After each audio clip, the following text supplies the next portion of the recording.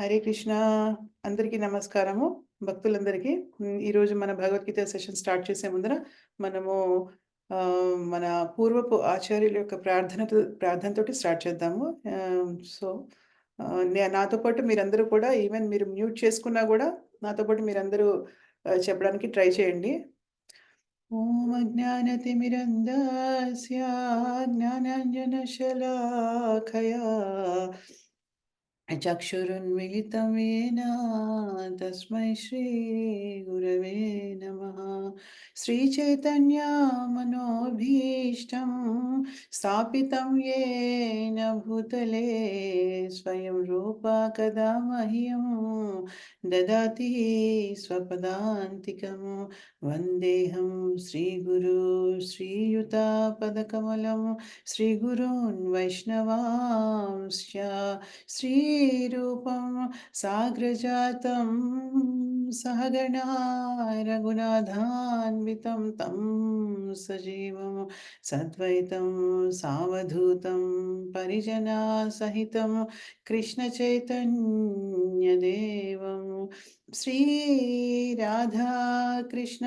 श्रीराधाकृष्णपादान् सहगणा ललिता श्रीविशाखान्वितांश्च हे कृष्ण करुणा सिंधु दीनबंधु जगतपते गोपेश गोपिका कांता राधा कांता नमोस्तुते तप्त कांचन गौरांगी राधे वृंदावनेश्वरी वृषभानु सुते देवी प्रणमामि हरिप्रिये वाञ्छकल्पतरुभ्यश्च कृपा सिन्धुभ्य एव च पतितानां पावनेभ्यो वैष्णवेभ्यो नमो नमः. जय श्री कृष्ण चैतन्य प्रभु नित्यानंद श्री अद्वैता गदाधारा श्रीवासादि गौरभक्तवृंदा. हरे कृष्णा कृष्ण कृष्ण हरे हरे हरे राम राम राम హరే హరే. సో, భక్తులందరూ నమస్కారము. మనము 10వ అధ్యాయంలో ఉన్నాము. మనము నాకు చాలా సంతోషంగా ఉంది 10వ అధ్యాయంలోకొచ్చినందుకు మనందరం గూడా. మీ అందరికీ చాలా ధన్యవాదాలు. చాలా చాలా మీరందరూ రెగ్యులర్‌గా ఒక్క సెషన్ గూడా అస్సలు మిస్ అవ్వకుండా మీరందరూ అటెండ్ అవుతున్నారు. నాకది చాలా ఆనందం కలిగిస్తోంది. ఇదొక యజ్ఞం లాంటిది. మన భగవద్గీత స్టార్ట్ చేయడం ఎస్పెషల్లీ ఒక యజ్ఞం లాంటిది. ఎందుకంటే మనం చాలా లోతుగా చర్చిస్తున్నాము. ప్రతి ఒక్క ఆహ్, ఏమంటారు భాష్యంలోకి, అనువాదంలోకి చాలా మనము లోతుగా వెళ్లి మనం అర్థం చేసుకోవడానికి ప్రయత్నిస్తున్నాము. సో, అందుకనే మనకి చాలా టైం తీసుకుంటోంది. ఈ క్లాస్ మనం స్టార్ట్ చేసి కూడా చాలా రోజులైంది. ఇన్‌ఫాక్ట్ ఆహ్, ఐ థింక్ ఈ సెప్టెంబర్‌కి 2 సంవత్సరాలు కూడా అవుతుంది. కానీ మనం ఇంకా 10వ అధ్యాయంలో ఉన్నామంటే మనము చాలా తీవ్రంగా నిజం చెప్పాలంటే చర్చించి భగవంతుడి యొక్క ఆదేశాన్ని మనం అర్థం చేసుకోవడానికి ప్రయత్నం చేస్తున్నాము. అది చాలా చాలా మనకి శుభాన్ని చేకూరుస్తుంది. సో, ఇదొక మనము విన్నాం గదా! ఇంతకుముందు నేను షేర్ చేసుకున్నా మీతోటి. నేను గౌరాంగ దర్శన్ ప్రభు దగ్గర నుంచి విన్నది ఏంటంటే, మనం చేసే ప్రతి సత్కార్యం గూడా ఒక యజ్ఞం లాంటిదే. ఈ ఈ జీవితంలో మనం చేసే ప్రతి సత్కార్యం గూడా ఒక యజ్ఞం లాంటిదే. సో, ఈ భగవద్గీత కూడా మనందరం కూడా యజ్ఞంలా భావించి మనము క్రమం తప్పకుండా మనము యాక్చువల్‌గా వినడానికి ప్రయత్నం చేస్తున్నాము. సో, భగవంతుడు దీనికి చాలా సంతోషిస్తారు. తర్వాత ఇంకొకటి నెక్స్ట్ చేయాల్సిందేంటంటే అప్లికేషన్ అంటే ఆచరణ. ఆచరణలో పెట్టడం అనేది కూడా చాలా చాలా మనకి ఇంపార్టెంట్ మన జీవితంలో. సో, ఆచరణలో పెట్టడానికి కూడా మన సాధ్యమైనంత వరకు మనం ప్రయత్నిస్తూ ఉండాలి. ఈ భౌతిక ప్రపంచపు యొక్క ఆకర్షణలకి, తర్వాత మన ఇంద్రియ తృప్తికి మనము చాలా దూరంగా ఉండాలి. దాన్ని క్రమక్రమంగా తగ్గించుకోవడానికి ప్రయత్నించాలి. దేన్నైనా కూడా అధిగమించడానికి ప్రయత్నించాలి. ఎటువంటి బలహీనతలైనా కూడా దాని నుంచి బయటకి రావడానికి ప్రయత్నించాలి. భగవంతుడి కోసం ప్రయత్నించాలి. మన కోసం కాదు. ఆయన సంతోషం కోసం మనం ఏదైనా కూడా చేయగలిగే పరిస్థితికి మనం రాగలగాలి. దానికి మన సాధన అనేది చాలా అవసరము. భగవంతుడి నామాన్ని జపిస్తే ఆ శక్తి భగవంతుడు ఇస్తాడు. భగవంతుడి నామం జపించడం వల్ల ప్రతి ఒక్కటి కూడా చేకూరుతుంది మనకి. అన్ని విధాలా శ్రేయస్కరం అది. సో, భగవంతుడి నామం జపించడం అనేది చాలా చాలా ఇంపార్టెంట్ అన్నమాట. అయితే మనము మొదటి భాగంలో ఉన్నాం. ఇప్పుడు మొదటి సెక్షన్‌లో ఉన్నామన్నమాట. ఏంటంటే 1-7 శ్లోకాల వరకు అసలు 10వ అధ్యాయం ఏంటి? భగవత్ విభూది యోగం అన్నమాట. అంటే భగవంతుడు తన యొక్క విభూతుల గురించి చెప్పుకుంటున్నాడనమాట. అంటే మనం చాలా సార్లు అనుకోవచ్చు భగవంతుడి గురించి భగవంతుడు చెప్పుకోవడం ఏంటా అని జెప్పేసి. అంటే భగవంతుడేమి మనలాగా మనం ఈ భౌతిక ప్రపంచంలో మనకేదన్నా ఉంటే మనం చాలా చాలా మన గురించి మనం గొప్పలు చెప్పుకుంటాం అసలు. మన గురించి మనమే సెల్ఫ్ డబ్బా అంటారు కదా! మనకు తెలుసు గదా! ఆ డబ్బా కొట్టేసుకుంటూ ఉంటాం. కానీ భగవంతుడు నిజంగా ఏమైనా సెల్ఫ్ డబ్బా కొట్టుకుంటున్నాడా? లేదు ఆయన. ఎందుకంటే ఆయన ఆహ్, దయగొద్ది చెప్తున్నాడు. ఎందుకంటే ఆయన గొప్పతనం గురించి ఆయన చెప్పుకోవాల్సిన అవసరమే లేదు గదా! ఎందుకంటే ఇప్పుడు ఆయన గొప్పతనము భగవద్గీతలో ఆయన చెప్పుకుంటే కేవలం అది 700 శ్లోకాల్లో చెప్పాడాయన. చాలా చిన్నగా క్లుప్తంగా చెప్పారసలు. ఆయన గురించి చెప్పాలంటే అనంతశేషుడు 1000 నాలుకలతోటి అనంతశేషుడికి 1000 తలలుంటాయి ఆయనకి. అనంతశేషుడికి 1000 తలలతో కూడా ఆయన నిత్యము గనక స్తుతిస్తే భగవంతుడిని అయినా కూడా అది ఎంతకి తీరదసలు. అంటే చెప్పలేరనమాట ఆయన గూడా అసలు నిజంగా. అది ఎంత చెప్పినా గూడా అవ్వదది భగవంతుడి గురించి. అయినా కూడా భగవంతుడు ఎంతో దయతోటి మన మీద జాలితోటి కొన్ని సూచనలు మనకి భగవద్గీతలో చెప్పాడు. నా గురించి ఆలోచించండి. నిరంతరం నా గురించి ఆలోచించండి. మీ యోగక్షేమాలు నేను చూసుకుంటాను. నా దగ్గరికి ఈ విధంగా నా గురించి మీరు గనక ధ్యానం చేసుకుంటే నా దగ్గరికి రాగలుగుతారు అని భగవంతుడు చాలా చక్కగా మనకి అన్ని సూచనలు భగవద్గీతలో ఇస్తున్నారు కదా ఆయన. సో, ఆయన గురించి ఆయన చాలా తక్కువ చెప్పుకున్నారు నిజం చెప్పాలంటే. ఎందుకంటే 700 శ్లోకాల్లో ముగించారు. కానీ భక్తులు ఆయన గురించి గనక కీర్తించాలంటే ఒక భాగవతం అయింది నిజంగా. భాగవతంలో ఎన్ని శ్లోకాలున్నాయి? 18,000 శ్లోకాలున్నాయి. అంటే భక్తులు కూడా తక్కువతో ముగించారు నిజం చెప్పాలంటే. ఇప్పుడు మన భాగవతం ఇక్కడ ఏదైతే మనం ప్రెజెంట్ చూస్తున్నామో ఈ భౌతిక ప్రపంచంలో చాలా చిన్న భాగవతము. ఇదే మనకి ఇంకా ఉన్నత లోకాలు మన పైన ఊర్ధ్వలోకాలకి వాటికి వెళ్తే గనక ఊర్ధ్వలోకాలంటారు మన పైన లోకాలకి వాటికి వెళ్తే గనక అక్కడ భాగవతం అనేది ఇంకా అనంతంగా ఉంటుందనమాట. కంపారిజనే లేదు మనకి. మనకున్నటువంటి అల్పమైనటువంటి బుద్ధికి, అల్పమైనటువంటి ఉన్న తెలివితేటలకి ఈ భాగవతాన్ని అర్థం చేసుకోవడమే మనకి కుదరటం లేదు. మనకి కుదరదు. ఇది అర్థం చేసుకోవడమే కదా! మానవులుగా మనకి చాలా అల్పులం మనం నిజం చెప్పాలంటే. ఒకసారి నేను చెప్పాను గూడా గదా! ఈ అనంత కోటి బ్రహ్మాండాల్లో, ఒక బ్రహ్మాండంలో మనం ఎక్కడున్నాము? ఎంత చిన్నగా ఉన్నాము? మనం ఎంత అల్పులం అనేది మనకి అర్థం కావడానికి అదొక్కటే నిదర్శనం నిజం చెప్పాలంటే. కానీ నిజంగా భగవంతుడి యొక్క గొప్పతనాన్ని ఎవరు గూడా వర్ణించలేరనమాట. సో, ఫస్ట్ ఏం చేశారంటే 1-7 అధ్యాయం 1-7 శ్లోకాలలో భగవంతుడు ఏం చెప్పారంటే, అన్నింటికి మూలము తనే అని చెప్పుకునే దాంట్లో మనం ఏడో శ్లోకంలో ఉన్నాం ఇప్పుడు. 6 శ్లోకాలు మనము కంప్లీట్ చేశామనమాట. తర్వాత ఈ ఏడో శ్లోకం అయిన తర్వాత మనము రెండో సెక్షన్‌కెళ్తాము. ఏంటంటే రెండో సెక్షన్‌లో 8-11 శ్లోకాల వరకు భగవంతుడు ఏం చెప్పారంటే, విశుద్ధ భక్తియే భగవద్గీత యొక్క సారాంశము. అంటే శుద్ధ భక్తి భగవద్గీత సారాంశం ఏంటంటే, భగవద్గీత చదివిన తర్వాత మొత్తం 18 అధ్యాయాలు చదివిన తర్వాత మనం గనక ఒక ముగింపుకి ఏ ముగింపుకి రావాలి? శుద్ధ భక్తియే భగవద్గీత యొక్క సారాంశం. అంటే భగవద్గీత చదవడం ద్వారా మనము ఈ శుద్ధ భక్తి ఎలా చేయాలి అన్న విషయాన్ని మనం గనక తెలుసుకోలేకపోయామంటే గనక మ మనము చదివి గూడా ఏంటంటే నిరుపయోగం అన్నమాట. సో, ఏంటంటే ఆ విషయం మనం ఈ భగవద్గీత సారాంశం ఏంటంటే శుద్ధ భక్తి అంటే కంప్లీట్‌గా భక్తి యోగం అన్నమాట. వేరే భగవద్గీతలో వేరే మనకి ఆహ్, ఏంటి చెప్పాలి? భగవద్గీతలో మనకి వేరే యోగాల గురించి చాలా యోగాల గురించి భగవంతుడు చెప్పాడు కానీ, ఏంటంటే మెయిన్ ఫోకస్ దేని మీదంటే భక్తి యోగా గురించనమాట. సో, ఇప్పుడు నేను మనకి స్క్రీన్ షేర్ చేస్తాను. చేసిన తర్వాత మనము వెళ్దాము అసలైన దానికి. సో, ఇప్పుడు మనము ఆరో శ్లోకము చదువుకున్నాం. ఆరో శ్లోకం ఒక్కసారి మనం మళ్ళీ రివిజన్ చేసుకొని, ఏడో శ్లోకానికెళ్దాం. మనం ఏడో శ్లోకం స్టార్ట్ చేయాలి ఈరోజు. అయితే ఏంటంటే, ఇక్కడ ఆరో శ్లోకంలో ఏం చెప్పారంటే, భగవంతుడు ఏం చెప్తున్నాడంటే, అందరికీ కూడా నా నుంచే ఉద్భవించారు అందరూ. ఎవరెవరు? సప్త మహర్షులు. అంటే ఏంటి? ఏడుగురు మహర్షులు. ఆ! వారికి పూర్వము సనక సనందదులు అంటే నలుగురు కుమారులు ఉంటారని తెలుసు కదా మనకి. సప్త అంటే 7 ఋషులు. నలుగురేమో కుమారులు. తర్వాత మనువులు. మనువులంటే మానవ జాతిని పుట్టించిన వారు. మనువుల దగ్గర నుంచి మనం అందరం వచ్చాం మానవ జాతంతా. మనువులు ఎంతమంది ఉంటారు? 14 మంది మనువులు. వీళ్ళందరూ కూడా నా నుంచే ఉద్భవించారు. వాళ్ళ నుంచి సర్వజీవులు జన్మించారు అని భగవంతుడు చెప్తున్నారు. అంటే ఏంటంటే అందరూ ఆయన నుంచే వచ్చారని చెప్పడానికి ఇదే మనకి ఉదాహరణ అన్నమాట. ఆయనంతట ఆయనే చెప్తున్నారన్నమాట. అయితే ఇప్పుడు మనం గనక ఇవన్నీ కూడుకుంటే 7 మహర్షులు, నలుగురు కుమారులు, 14 మనువులు. చతుర్దశ మనువులు అంటారు. అంటే 14 మనవలు కలుపుకుంటే మొత్తం 25 మంది అవుతారనమాట. భాష్యంలో శ్రీల ప్రభుపాదుల వారు అదే చెప్పారనమాట. ఈ 25 మంది గూడా విశ్వంలందలి జీవులందరికీ కూడా ప్రజాపతులుగా ప్రసిద్ధి చెందారు వీళ్ళందరూ గూడా. ఎందుకంటే వాళ్ళ నుంచి ప్రొజన్యం వచ్చింది. ప్రొజన్యం వచ్చిందంటే జీవులందరూ వాళ్ళ నుంచి ఉద్భవించారు గాబట్టి వాళ్ళని ప్రజాపతులు అంటారు అని చెప్పారనమాట. హ్మ్. అయితే ఇప్పుడు ఈ 14 ఒక విషయం మనం ఇక్కడ గుర్తుంచుకోవాల్సిందేంటంటే, ఈ 14 ఇంతకుముందు కూడా నేను లాస్ట్ క్లాస్‌లో మనకి చెప్పాను. దాంట్లో చెప్పిందేంటంటే, ఇప్పుడు మనువులుంటారు గదా! 14 మంది మనువులు. అయితే వాళ్ళు మొత్తము మనని పరిపాలిస్తూ ఉంటారు. ఒక్కొక్క మనువు కూడా 71 దివ్య యుగాలని పరిపాలిస్తారు.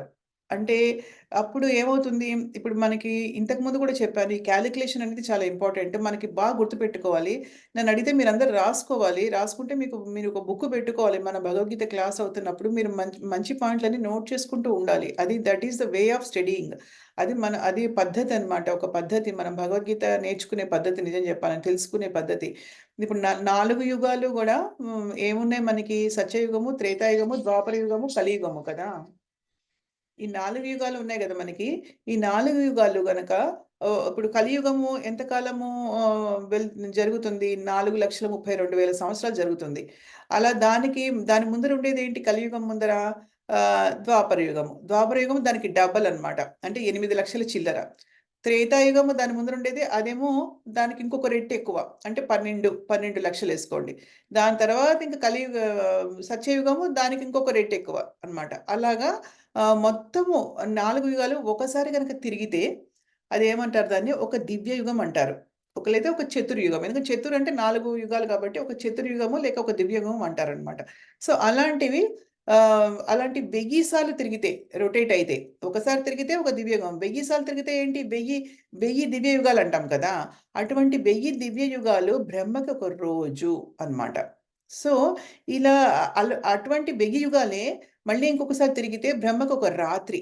అంటే ఇంక బ్రహ్మ జీవితకాలం ఆలోచించుకోండి బాబోయ్! అసలు ఎంత పెద్దదో అసలు నిజంగా. సో, ఇలాంటి 1000 యుగాల్లో ఈ 14 మనువులు విభజించుకొని పరిపాలిస్తారు. ఈ 1000 యుగాల్ని అన్నమాట. అయితే 1000ని మనం గనక విభజిస్తే 14 తోటి 14 మంది పాలిస్తారు కాబట్టి ఒక్కొక్కళ్ళు కూడా 71 దివ్య యుగాలు పరిపాలిస్తారు. ఇంపార్టెంట్ పాయింట్ ఏంటంటే ఈ 71 యుగాలకి ఒక మనువొచ్చినప్పుడు ఆహ్, నెక్స్ట్ ఇంకొక మనువు ఇంకొక 70 మళ్ళీ మారినప్పుడు 72 యుగంలో ఇంకొక మనువు మారినప్పుడు అందరు దేవతలు మళ్ళీ మారుతారు. అది మనం గుర్తుంచుకోవాలి. ఏంటంటే ఇంద్రుడు, చంద్రుడు, గణేశుడు ఇవన్నీ కూడా స్థానాలే కాబట్టి ఇవన్నీ పర్మనెంట్ పొజిషన్స్ కావు భగవంతుడు. అంటే ఇలా ఉన్నారంటే ఇక వీళ్ళే ఎప్పటికి అలా కాదు కాబట్టి ప్రతిసారి కూడా ఎవరెవరు మారుతూ ఉంటారంటే ఈ మనువులు మారినప్పుడు మనువు మారతాడు. దేవతలు మనువు యొక్క పుత్రులుంటారనమాట. వాళ్ళు మళ్ళీ ఇంద్రులు, మళ్ళీ సప్తఋషులు గూడా మారుతారట. ఇక్కడ సప్తఋషులు చెప్పాం గదా! వీళ్ళు గూడా మారుతారనమాట. సో, అందరూ గూడా ఇంకా మా ఆహ్, భగవంతుడి అవతారాలుంటాయి. మన్వంతర అవతారాలుంటాయనమాట. 6 అవతారాలుంటాయి భగవంతుడికి. లీల అవతారాలు, గుణ అవతారాలు ఇలాగా. అలాగా ఒకటి మన్వంతర అవతారాలు. అవి కూడా మారతాయనమాట. అందరూ మారతారనమాట. సో, మొత్తం అందుకనే మనం అర్థం జేసుకోవాలనమాట. ఏంటంటే ఇలాగా వీళ్ళందరూ కూడా ఏంటంటే ఒక మన్వంతరాన్ని చాలా చక్కగా వాళ్ళందరూ పరిపాలిస్తూ వెళ్తూ ఉంటారనమాట. సో, బట్ ఒకటి మనం అర్థం చేసుకోవాల్సిందేంటంటే ఇవన్నీ గూడా పదవులు అని మనం అర్థం జేసుకోవాలనమాట. మారిపోతూ ఉంటారు అందరూ గూడా. ఒకటే పర్మనెంట్ స్థానం కాదు. ఇప్పుడు మనకైతే మామూలుగా మనకి ఈ రాజకీయ చరిత్రలో మనం గనక ఈ భౌతిక ప్రపంచంలో చూసుకుంటే గనక మనకి ఒక క్యాబినెట్ మినిస్టర్ ఒకసారి ఉంటే ఒక 5 సంవత్సరాలు అయిన తర్వాత మళ్ళీ ఎలక్షన్స్ వచ్చి వేరే వాళ్ళొస్తే ఆయన మారిపోతూ ఉంటారు. అలాగే ప్రెసిడెంట్ మారుతారు. అలాగే గవర్నర్ మారుతారు గదా! అందరూ ఇలా మారుతూనే ఉంటారు కదా! రకరకాల మినిస్టర్స్ రకరకాల పొజిషన్స్‌లో ఉన్నప్పుడు పదవులు మారుతూనే ఉంటారు. ఎమ్మెల్యేలు అందరూ మారుతూనే ఉంటారు కదా! అలాగే ఇక్కడ కూడా మారుతూ ఉంటారనమాట. అది మనం అర్థం చేసుకోవాల్సింది. నెక్స్ట్ ఇంకా ఏడో శ్లోకము ఇదే సెక్షన్‌లో మనకి ఏడో శ్లోకం ఏంటంటే ఏ సెక్షన్‌లో ఉన్నా ఇప్పుడు మనము అన్నింటికి భగవంతుడికి కృష్ణుడే అన్నిటికి మూలమని భగవంతుడు చెప్తున్నాడనమాట. దాంట్లో మనం చివరి శ్లోకంలో ఉన్నాం ఈరోజు. ఇది మనం చదువుతాం ఇప్పుడు. ఆ! అయితే ఇక్కడ దీంట్లో ఏంటంటే ఆహ్, చదువుదాం ఫస్ట్ శ్లోకం చదువుదాము. ఏతాం విభూతి యోగం చ విభూతి యోగం మనం చదివేది కదా! ఇప్పుడు ఈ అధ్యాయం విభూతి యోగం దివ్య విభూతుల గురించి మనం తెలుసుకుంటున్నాం అన్నమాట. ఎవరో కొంచెం ఆహ్, యాహ్! మ్యూట్ చేసుకోవాలి. అందరూ మ్యూట్ చేసుకోండి ప్లీజ్. ఏతాం విభూతి యోగం చ మమ యో వేత్తి తత్వతః సో వికల్పేన యోగేన యుజ్యతే నాత్ర సంశయః. ఓకే. అనువాదం ఏం చెప్తున్నారంటే, నా ఈ దివ్య విభూతిని, యోగశక్తిని నాయి అని ఎందుకన్నారు? ఇంతకుముందు మనం చెప్పుకున్నాం గదా! అన్ని శ్లోకాలు 6 శ్లోకాల వరకు మనం చెప్పుకుంటే, దాంట్లో భగవంతుడు ఏమేం చెప్పాడో, ఈ విధంగా ఆయన విభూతుల్ని గనక మనం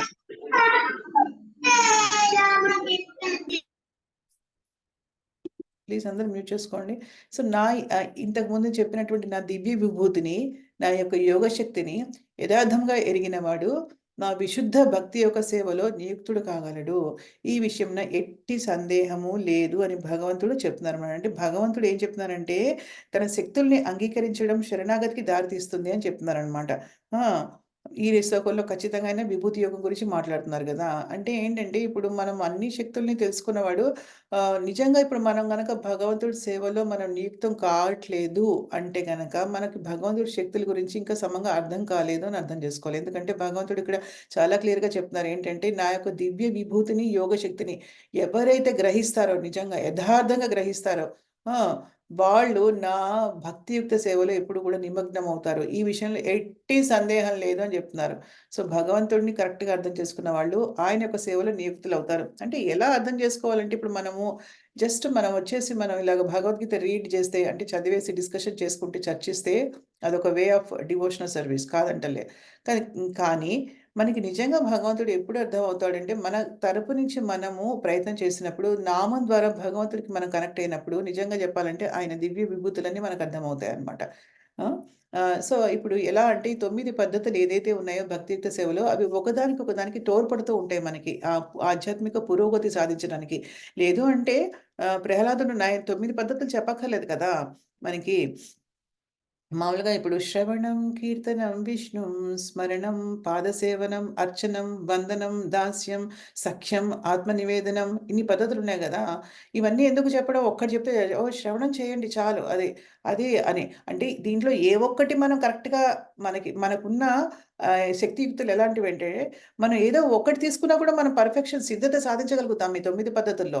కానీ మనం అంత లెవెల్‌లో లేమిప్పుడు. అంటే మనం ఒకటే పద్ధతి తీసుకొని మనము సిద్ధత సాధించేంత లెవెల్‌లో మనం ఇంకా రాలేదు మనం. సో, అందుకని ఏంటంటే, మనం అన్నీ గూడా పద్ధతులు గూడా ఎంతవరకు మనం చేయగలుగుతామో అంతవరకు చేస్తూనే ఉండాలనమాట. ఇప్పుడు శ్రవణం అంటే వినడం. ఇప్పుడు మనం చేస్తున్నాం, వింటున్నాం, చర్చిస్తున్నాం, వింటున్నాం గదా! అదొకటి. కీర్తనం అంటే ఏంటి? భగవంతుడిని ఇప్పుడు మనం చర్చిస్తున్నామంటే మనం ప్రతిరోజు చర్చించట్లేదు. వారానికి ఒక రోజు అతి కష్టం మీద చర్చిస్తున్నాం నిజం చెప్పాలంటే కదా! అంటే ప్రతిరోజు మనం అది చేయట్లేదు.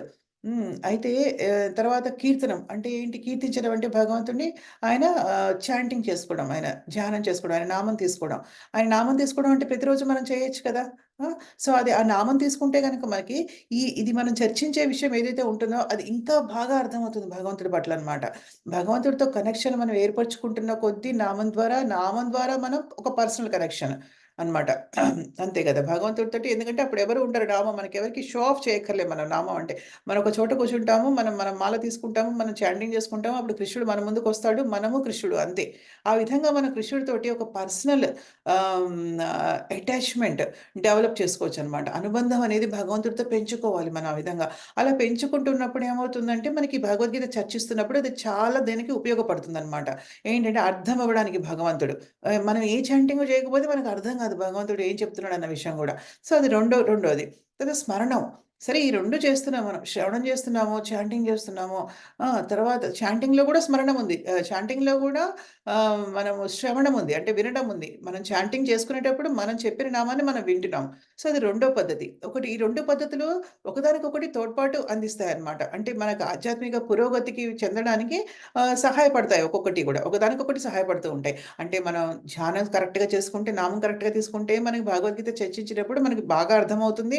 పర్సనల్ కనెక్షన్ పెరుగుతుంది కృష్ణుడితో. అలాగే లేదా భగవంతుడు గురించి మనం చర్చించుకునేటప్పుడు మంచిగా వింటే మనం ధ్యానం అప్పుడు కూడా ఓకే. భగవంతుడు ఇలా చెప్పాడు, ఇలా చెప్పాడు గుర్తొచ్చి ఆయన యొక్క గొప్పతనం అర్థమయ్యి మనం ధ్యానం మీద ఎక్కువ మన మనసు నిలకడగా పెట్టడానికి మనకది హెల్ప్ చేస్తుంది. అదొకటి. స్మరణ. ఈ 2 గూడా దేనికి దారి తీయాలి? ఓకే. చాంటింగ్ అంటే ఒక 4 చేస్తున్నాం రౌండ్‌లు, 5 చేస్తున్నాం. ఓకే. ఆ టైం భగవంతుడికిచ్చేది. తర్వాత ఇంక అంతే భగవంతుడు చాంటింగ్ బ్యాగ్ ఒక పక్కన పెట్టంగానే అయిపాయి. ఆయన గురించి మర్చిపోతాం. ఇక మళ్ళీ మన డే టు డే రొటీన్‌లో పడిపోతాం మనం. ఓకేనా? సో, అలా ఉండకూడదు. ఈ 2 మనం పర్ఫెక్ట్‌గా చేస్తే, శ్రవణం, కీర్తనం గనక పర్ఫెక్ట్‌గా గొప్పగా మనం చేస్తే గనక, అది మనకి నిరంతరం స్మరణకి దారి తీయాలి. భగవంతుడి స్మరణకి. ఎందుకంటే ఇప్పుడు పెద్దవాళ్ళు ఏం చెప్పినా, ప్రహ్లాద మహారాజు ఏం చెప్పినా అదేంటంటే వాళ్ళకెంతో అనుభవంతోటి ఎక్స్‌పీరియన్స్‌తో చెప్పినవన్నీ గూడా గదా! సో, అది స్మరణకి దారి తీయాలి. ఈ 2 మనం సక్రమంగా చేస్తే ఆటోమేటిక్‌గా మనకి ఏ పని చేస్తున్నా భగవంతుడు శ్రీకృష్ణ భగవానుడు గుర్తు రావాలి మనకి. లేకపోతే ఏం ఉపయోగం? మనం ఒక పొద్దున్న ఇలా పూజ చేసుకొని ఒక అరగంట భగవంతుడి ముందు కూర్చుంటారు. చాలామంది ఎలా ఉంటుందంటే మనకి పద్ధతి ఎలా ఉంటుందంటే, పొద్దున్న లేవడం, భగవంతుడి ముందు ఒక అరగంట కూర్చొని దీపం పెట్టుకుంటాము, పూజ చేసుకుంటాము. ఆయనకేదో ఫ్రూట్ ఏదో ఆఫర్ చేస్తాం. ఫలమో, పండో ఏదో పెడతాం దేవుడి ముందు నైవేద్యం పెడతాం. అయిపోయి ఇంక భగవంతుడితో అక్కడితో సంబంధం అయిపోయింది అంతే. ఇంక తర్వాతంతా ఇంక డే అంతా మందే ఇంక. మనం మనం మన పిల్లలు, మన మన కుటుంబం, మన ఫ్యామిలీ మనకేం కావాలో అవి చేసుకోవడంతో సరిపోతుంది. కదా! కానీ ఏంటంటే ఈ ప ఈ భక్తియుక్త సేవ అంటే అది కాదు. భక్తియుక్త సేవ అంటే నిరంతరం భగవంతుడి గురించి ఆలోచించడం. సో, స్మరణానికి అది తోడ్పడుతుంది. అర్చన, వందనం అలా ఇప్పుడు ఇంట్లో విగ్రహాలుంటే దానికి సేవ చేసుకోవడము, అది అర్చన. వందనం అంటే భగవంతుడికి ప్రార్థనలు అర్పించుకోవడము. అంటే చాలా ఆర్తిగా మనకేదైనా బాధుంటే భగవంతుడికి విన్నవించుకోవడము. ఈ భౌతిక ప్రపంచం నుంచి ఎలా అంటే మనకి ఆస్తుల గురించి వాటి గురించి కాదు. భౌతిక ప్రపంచం నుంచి ఎలా ఈ బంధనాల నుంచి విడిపడాలి భగవంతుడా? ఎలా మనం బయటికి రావాలి దీని గురించి? ఎలానొస్తాను నేను? ఇంతలా కూరుకుపోయి ఉన్నాను స్వామి. నేను ఎలా వస్తాను దీని నుంచి బయటికి? నువ్వే నా మీద దయ చూపించాలి. ఇలాంటి ప్రార్థనలు భగవంతుడు చేసుకోవాలి. ఆయన గొప్పతనాన్ని ఫస్ట్ పొగడాలి. తర్వాత మనకున్న లోపాలు చెప్పాలి ఆయనకి. తర్వాత మన ప్రేయర్ వినిపించాలి. "నువ్వు ఇంత గొప్పవాడివి స్వామి. నేనింత అల్పురాలిని. నాకు ఎటువంటి క్వాలిటీ లేదు నాలో నిజంగా. నీ దగ్గరికొచ్చేందుకు కావాల్సినటువంటి అర్హత అనేది లేనే లేదు నిజంగా. నాకు ఎలా సంపాదించుకోవాలో నిజంగా నాకు తెలీదు." అని చిట్ట చివరికి మన కోరిక చెప్పుకోవాలి. అంటే భౌతిక కోరికలు చెప్పుకోవాలా? భౌతిక కోరికలు చెప్పుకోవడానికి ఆయన దగ్గరికి వెళ్ళొచ్చు. కానీ నిజం చెప్పాలంటే మనకి భౌతిక కోరికలన్నీ యాస్ పర్ మన కర్మ ఆల్రెడీ రాసేసున్నాయి కాబట్టి ఏది రావాలో అదొస్తుంది. ఏది పోవాలో అది పోతుంది. కానీ భగవంతుడు నిజంగా మనకు కావాల్సిందంటే ఆయన్నడగాలి మనం. భగవంతుడి దగ్గరికెళ్ళి మనం సవాలక్ష అడిగామనుకోండి ఆయన్ని తప్పితే వేరేవన్నీ అడిగితే మనకంటే మూర్ఖులు ఇంకొకళ్ళు లేరనమాట. ఎందుకంటే ఈ అశాశ్వతమైన ప్రపంచంలో మన అశాశ్వతమైన జీవితంలో మనం వాటి గురించి భగవంతుడిని కోరుకుంటే గనక అంతకంటే అది ఎలాగో రావాల్సింది మన కోటా ఏవుంటే ఆ కోటా వచ్చేస్తుంది మనకి. అది సంతోషం అవ్వనివ్వండి, దుఃఖం అవ్వనివ్వండి, ఆ కోటా మనకొచ్చేస్తుంది. హ్మ్. సో, దాని గురించి మనం భగవంతుడికి ఎంత ఆయన ఎంత గొప్పవాడంటే ఆయన ఇచ్చుకునే కెపాసిటీ ఆయనకుంది. అటువంటి ఆయన దగ్గరికెళ్ళి మనం వేరేవన్నీ అడిగితే మనకంటే మూర్ఖులు ఇంకొకళ్ళుండరు. అజ్ఞానులు ఇంకొకళ్ళుండరనమాట. సో, అందుకని ఈ ప్రేయర్స్ అలా చేసుకోవడము చక్కగా అదొక వే ఆఫ్ డివోషనల్ సర్వీస్ అనమాట. అదొక పద్ధతి భక్తియుక్త సేవలో. అలా మ లేదంటే ఆయనకి ప్రణామాలు చేసుకోవడం. మనం వంగి ఆయనకి దండం పెట్టుకోవడం. ఇలా నుంచుని దండం పెట్టుకోవడం కాకుండా ప్రమాణం చేయాలి. సాష్టాంగ ప్రమాణం మగవాళ్ళు చేస్తారు. మనం సగం ప్రమాణం. దాంట్లో సగం ప్రమాణం మనం చేయాలనమాట. చేసి అది ఎన్ని సార్లు రోజుకైనా పెట్టుకోవచ్చు. అదొక నియమంగా పెట్టుకోవచ్చు. రోజుకి నేను కనీసం ఒక 3 సార్లైనా భగవంతుని ముందు నేను ప్రణమిల్లుతాను. నా తల వంచి అహంకారాన్ని ఆయన ముందు పెడతాను ఆయన పాదాల దగ్గర. ఆయన పాదాలు నేను గుర్తుపెట్టుకుంటాను.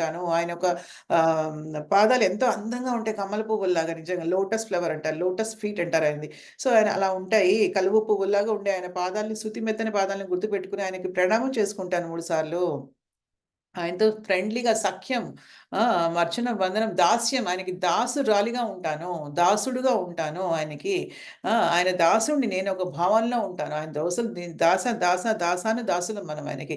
ఆ భావనలో ఉంటాను నేను. ఆయన దాసులం అంటే మనం ఆయనకే కాదు. ఆయన భక్తులందరికీ దాసులము. అసలు ఆయన పరమాత్మగా అందరి హృదయాల్లో వెలిసారు కాబట్టి అందరికి దాసులమే మనం. సో, ఎవరిని గూడా మనము కించపరచకూడదు, అవమానించకూడదు. తర్వాత రివెంజ్ అనేది పగనేది తీర్చుకోకూడదు. వాళ్ళిలా చేశారా? నేనిలా చేస్తాను వాళ్ళకి. అది మానవత్వం అనిపించుకోదు. భగవంతుడు ఏమాత్రం సంతోషం చెందడు. ఎప్పుడు భగవంతుడు సంతోషిస్తాడంటే ఎవరైనా మనకి ఏదైనా కష్టం కలిగిస్తే, నష్టం కలిగిస్తే ఇది మన కర్మ. ఎప్పుడో మనము ఇంతకంటే ఎక్కువ కష్టం వాళ్ళకి కలిగించాము ఏదో జన్మలో నిజంగా. అందుకనే మనకింకా వాళ్ళిచ్చే కర్మ చాలా తక్కువ.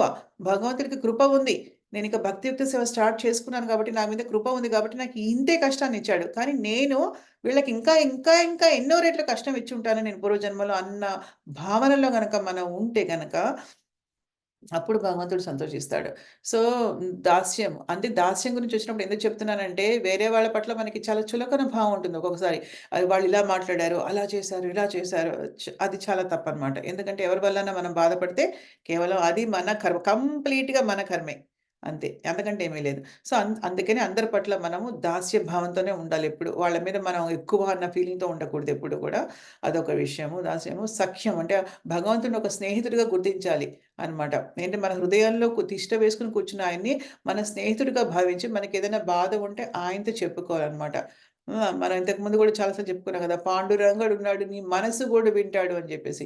మన మనసు గోడు ఆయన వింటాడనమాట. సో, ఆయన ఆత్మ నివేదనం అంటే మనసు బలిమహారాజు గుర్తొస్తున్నాడు. ఆత్మ నివేదనం అంటే తన శరీరాన్ని ఇచ్చేసాడు ఆయన కదా! బలిమహారాజు వామనదేవుకి. సో, అందుకని ఆత్మ నివేదన అనేది ఇవన్నీ మనం ప్రాక్టికల్‌గా చేయకపోయినా అవన్నీ మనం మనసులో గనుక మనం అనుకుంటూ మనం దాన్ని అవపాసన పట్టాలి అంటే ఆచరణలో పెట్టాలి అని మనం నెమరు వేసుకుంటూ ఉండాలి ఎప్పుడు గూడా. ఒక ఆవు ఎలా అయితే నెమరేసుకుంటూ ఉంటది. మనం నెమరు వేసుకుంటూ ఉండుంటే మనకది చాలా హెల్ప్ అవుతుంది. అసలు ఇదంతా గూడా మన శరీరం గాని, మన హృదయం కానీ తర్వాత మరుగుపడిపోయినటువంటి మన ఆత్మ యొక్క నిజ స్వరూపం గాని బయటికి రావాలంటే ఏం చేయాలి? ఇవన్నీ గూడా ఎంత సాధన చేస్తే నిజంగా ఆత్మ యొక్క స్వచ్ఛమైనటువంటి, నిజమైనటువంటి దాని యొక్క స్వభావం అనేది బయటికొస్తుంది నిజంగా. ఆత్మ సాక్షాత్కారం అనేది ఎలా కలుగుతుంది? సో, ఇవన్నీ మనం చాలా జాగ్రత్తగా ఆలోచించాలి. లాస్ట్ టైమ్ మనం లక్ష్మీ మాతాజీ తోటి మనము ఎండ్ చేసాము. సో, ఇప్పుడు మనం అక్కడి నుంచి స్టార్ట్ హరే చేద్దాం. Yes. Hare yes. Hare Krishna Mataji. Hare Krishna Prabhuji. Yeah! ఏమైనా చెప్తున్నారా? మాతాజీ నేను ఊరికెళ్ళుంటే నెట్ లేకుండే ఇప్పుడొచ్చాను. ఇక్కడ కనెక్షన్ వచ్చింది. ఓకే. ఓకే. ఓకే. సరే. Thank you so much. Hare Krishna Mataji. Hare Krishna Dhanalakshmi Mataji. Hari Priya. Hare Krishna. Yeah! సరే. మనం కంటిన్యూ చేద్దాము. అందరూ మ్యూట్ చేసుకోండి. ఇప్పుడు మనకి నెక్స్ట్ మాధవి మాతాజీ యాహ్! మాధవి మాతాజీ మీరు శ్లోకం అనువాదం భాష చదవండి. ఓకే మాతాజీ. హరే కృష్ణ. హరే ఏతాం విభూతిం యోగం చ మమ యో వేత్తి తత్వతః సో వికల్పేన యోగేన యుజ్యతే నాత్ర సంశయః. అనువాదము: నా ఈ దివ్య విభూతిని యోగ శక్తిని యథార్థంగా నెరిగినవాడు నా విశుద్ధ భక్తియుత సేవలో నియుక్తుడు కాగలడు. ఈ విషయమున ఎట్టి సందేహము లేదు. భాష్యము: దేవాది దేవునికి సంబంధించిన జ్ఞానము ఆధ్యాత్మిక పరిపూర్ణత్వము యొక్క అత్యున్నత దశ. దేవాది దేవుని వివిధ దివ్య విభూతుల యందు దృఢ నిశ్చయము కలుగునిదే ఎవ్వరునూ పూర్తిగా భక్తియుత సేవ యందు నెలకొనజాలరు. సాధారణముగా జనులు భగవానుడు గొప్పవాడని తెలిసి ఉందరు, కానీ అతడు ఎట్లు గొప్పవాడనడి విషయమును వివరముగా వారు ఎరుగరు. ఆ వివరములు ఇక్కడ సమగ్రముగా తెలుపబడుచున్నవి. మానవుడు భగవానుడు ఎట్ల గొప్పవాడో వాస్తవముగా ఎరిగినప్పుడు సహజముగానే అతడు శరణాగతుడై భగవాన్ని భక్తియుత సేవ యందు నెలకొనును. అతడు భగవాన్ని దివ్య విభూతులను యథార్థముగా ఎరిగినప్పుడు అతనికి శరణాగతుడగుటకు కంటెను మరొక మార్గము లేదు. ఈ యథార్థమైన జ్ఞానమును భగవద్గీత, శ్రీమద్ భాగవతము మరియు అట్టి ఇతర గ్రంథముల్లో గల వర్ణనలను బట్టి తెలుసుకొనవచ్చును. ఈ విశ్వ పాలన కొరకు విశ్వమంతటయును నియమింపబడిన అనేక దేవతలు కలరు. వారిలో బ్రహ్మ, శివుడు, సనక సనందాది కుమారులు, ఇతర ప్రజాపతులు ముఖ్యమైన వారు. విశ్వజనులకు గల పలువురు పితృదేవతలు దేవాది దేవుడైన శ్రీకృష్ణుడి నుండియే జన్మించిరి. దేవాది దేవుడైన శ్రీకృష్ణుడియే ఈ పితృదేవతలకు పరమపితయై ఉన్నాడు. వాస్తవమునకు ఇవన్నీ శ్రీకృష్ణ భగవానుని కొన్ని విభూతులు మాత్రమే. ఈ విభూతులు యందు దృఢమైన విశ్వాసము కలిగిన మానవుడు అధికమైన శ్రద్ధతో సందేహరహితముగు శ్రీకృష్ణుని అంగీకరించి భక్తియుత సేవ యందు నెలకొనగలడు.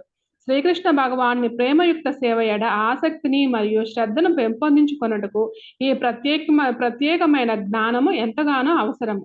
శ్రీకృష్ణ భగవాన్ని దివ్యత్వమును ఎరుగుట యందు ఎవ్వరునూ నిర్లక్ష్యంగా వహింపరాదు. శ్రీకృష్ణుని దివ్యత్వమును ఎరుగుటచే మానవుడు హృదయపూర్వకంగా భక్తియుత సేవ యందు ప్రతిష్ఠితుడగును. Thank you mataji. Thank you. Hare Krishna Mataji.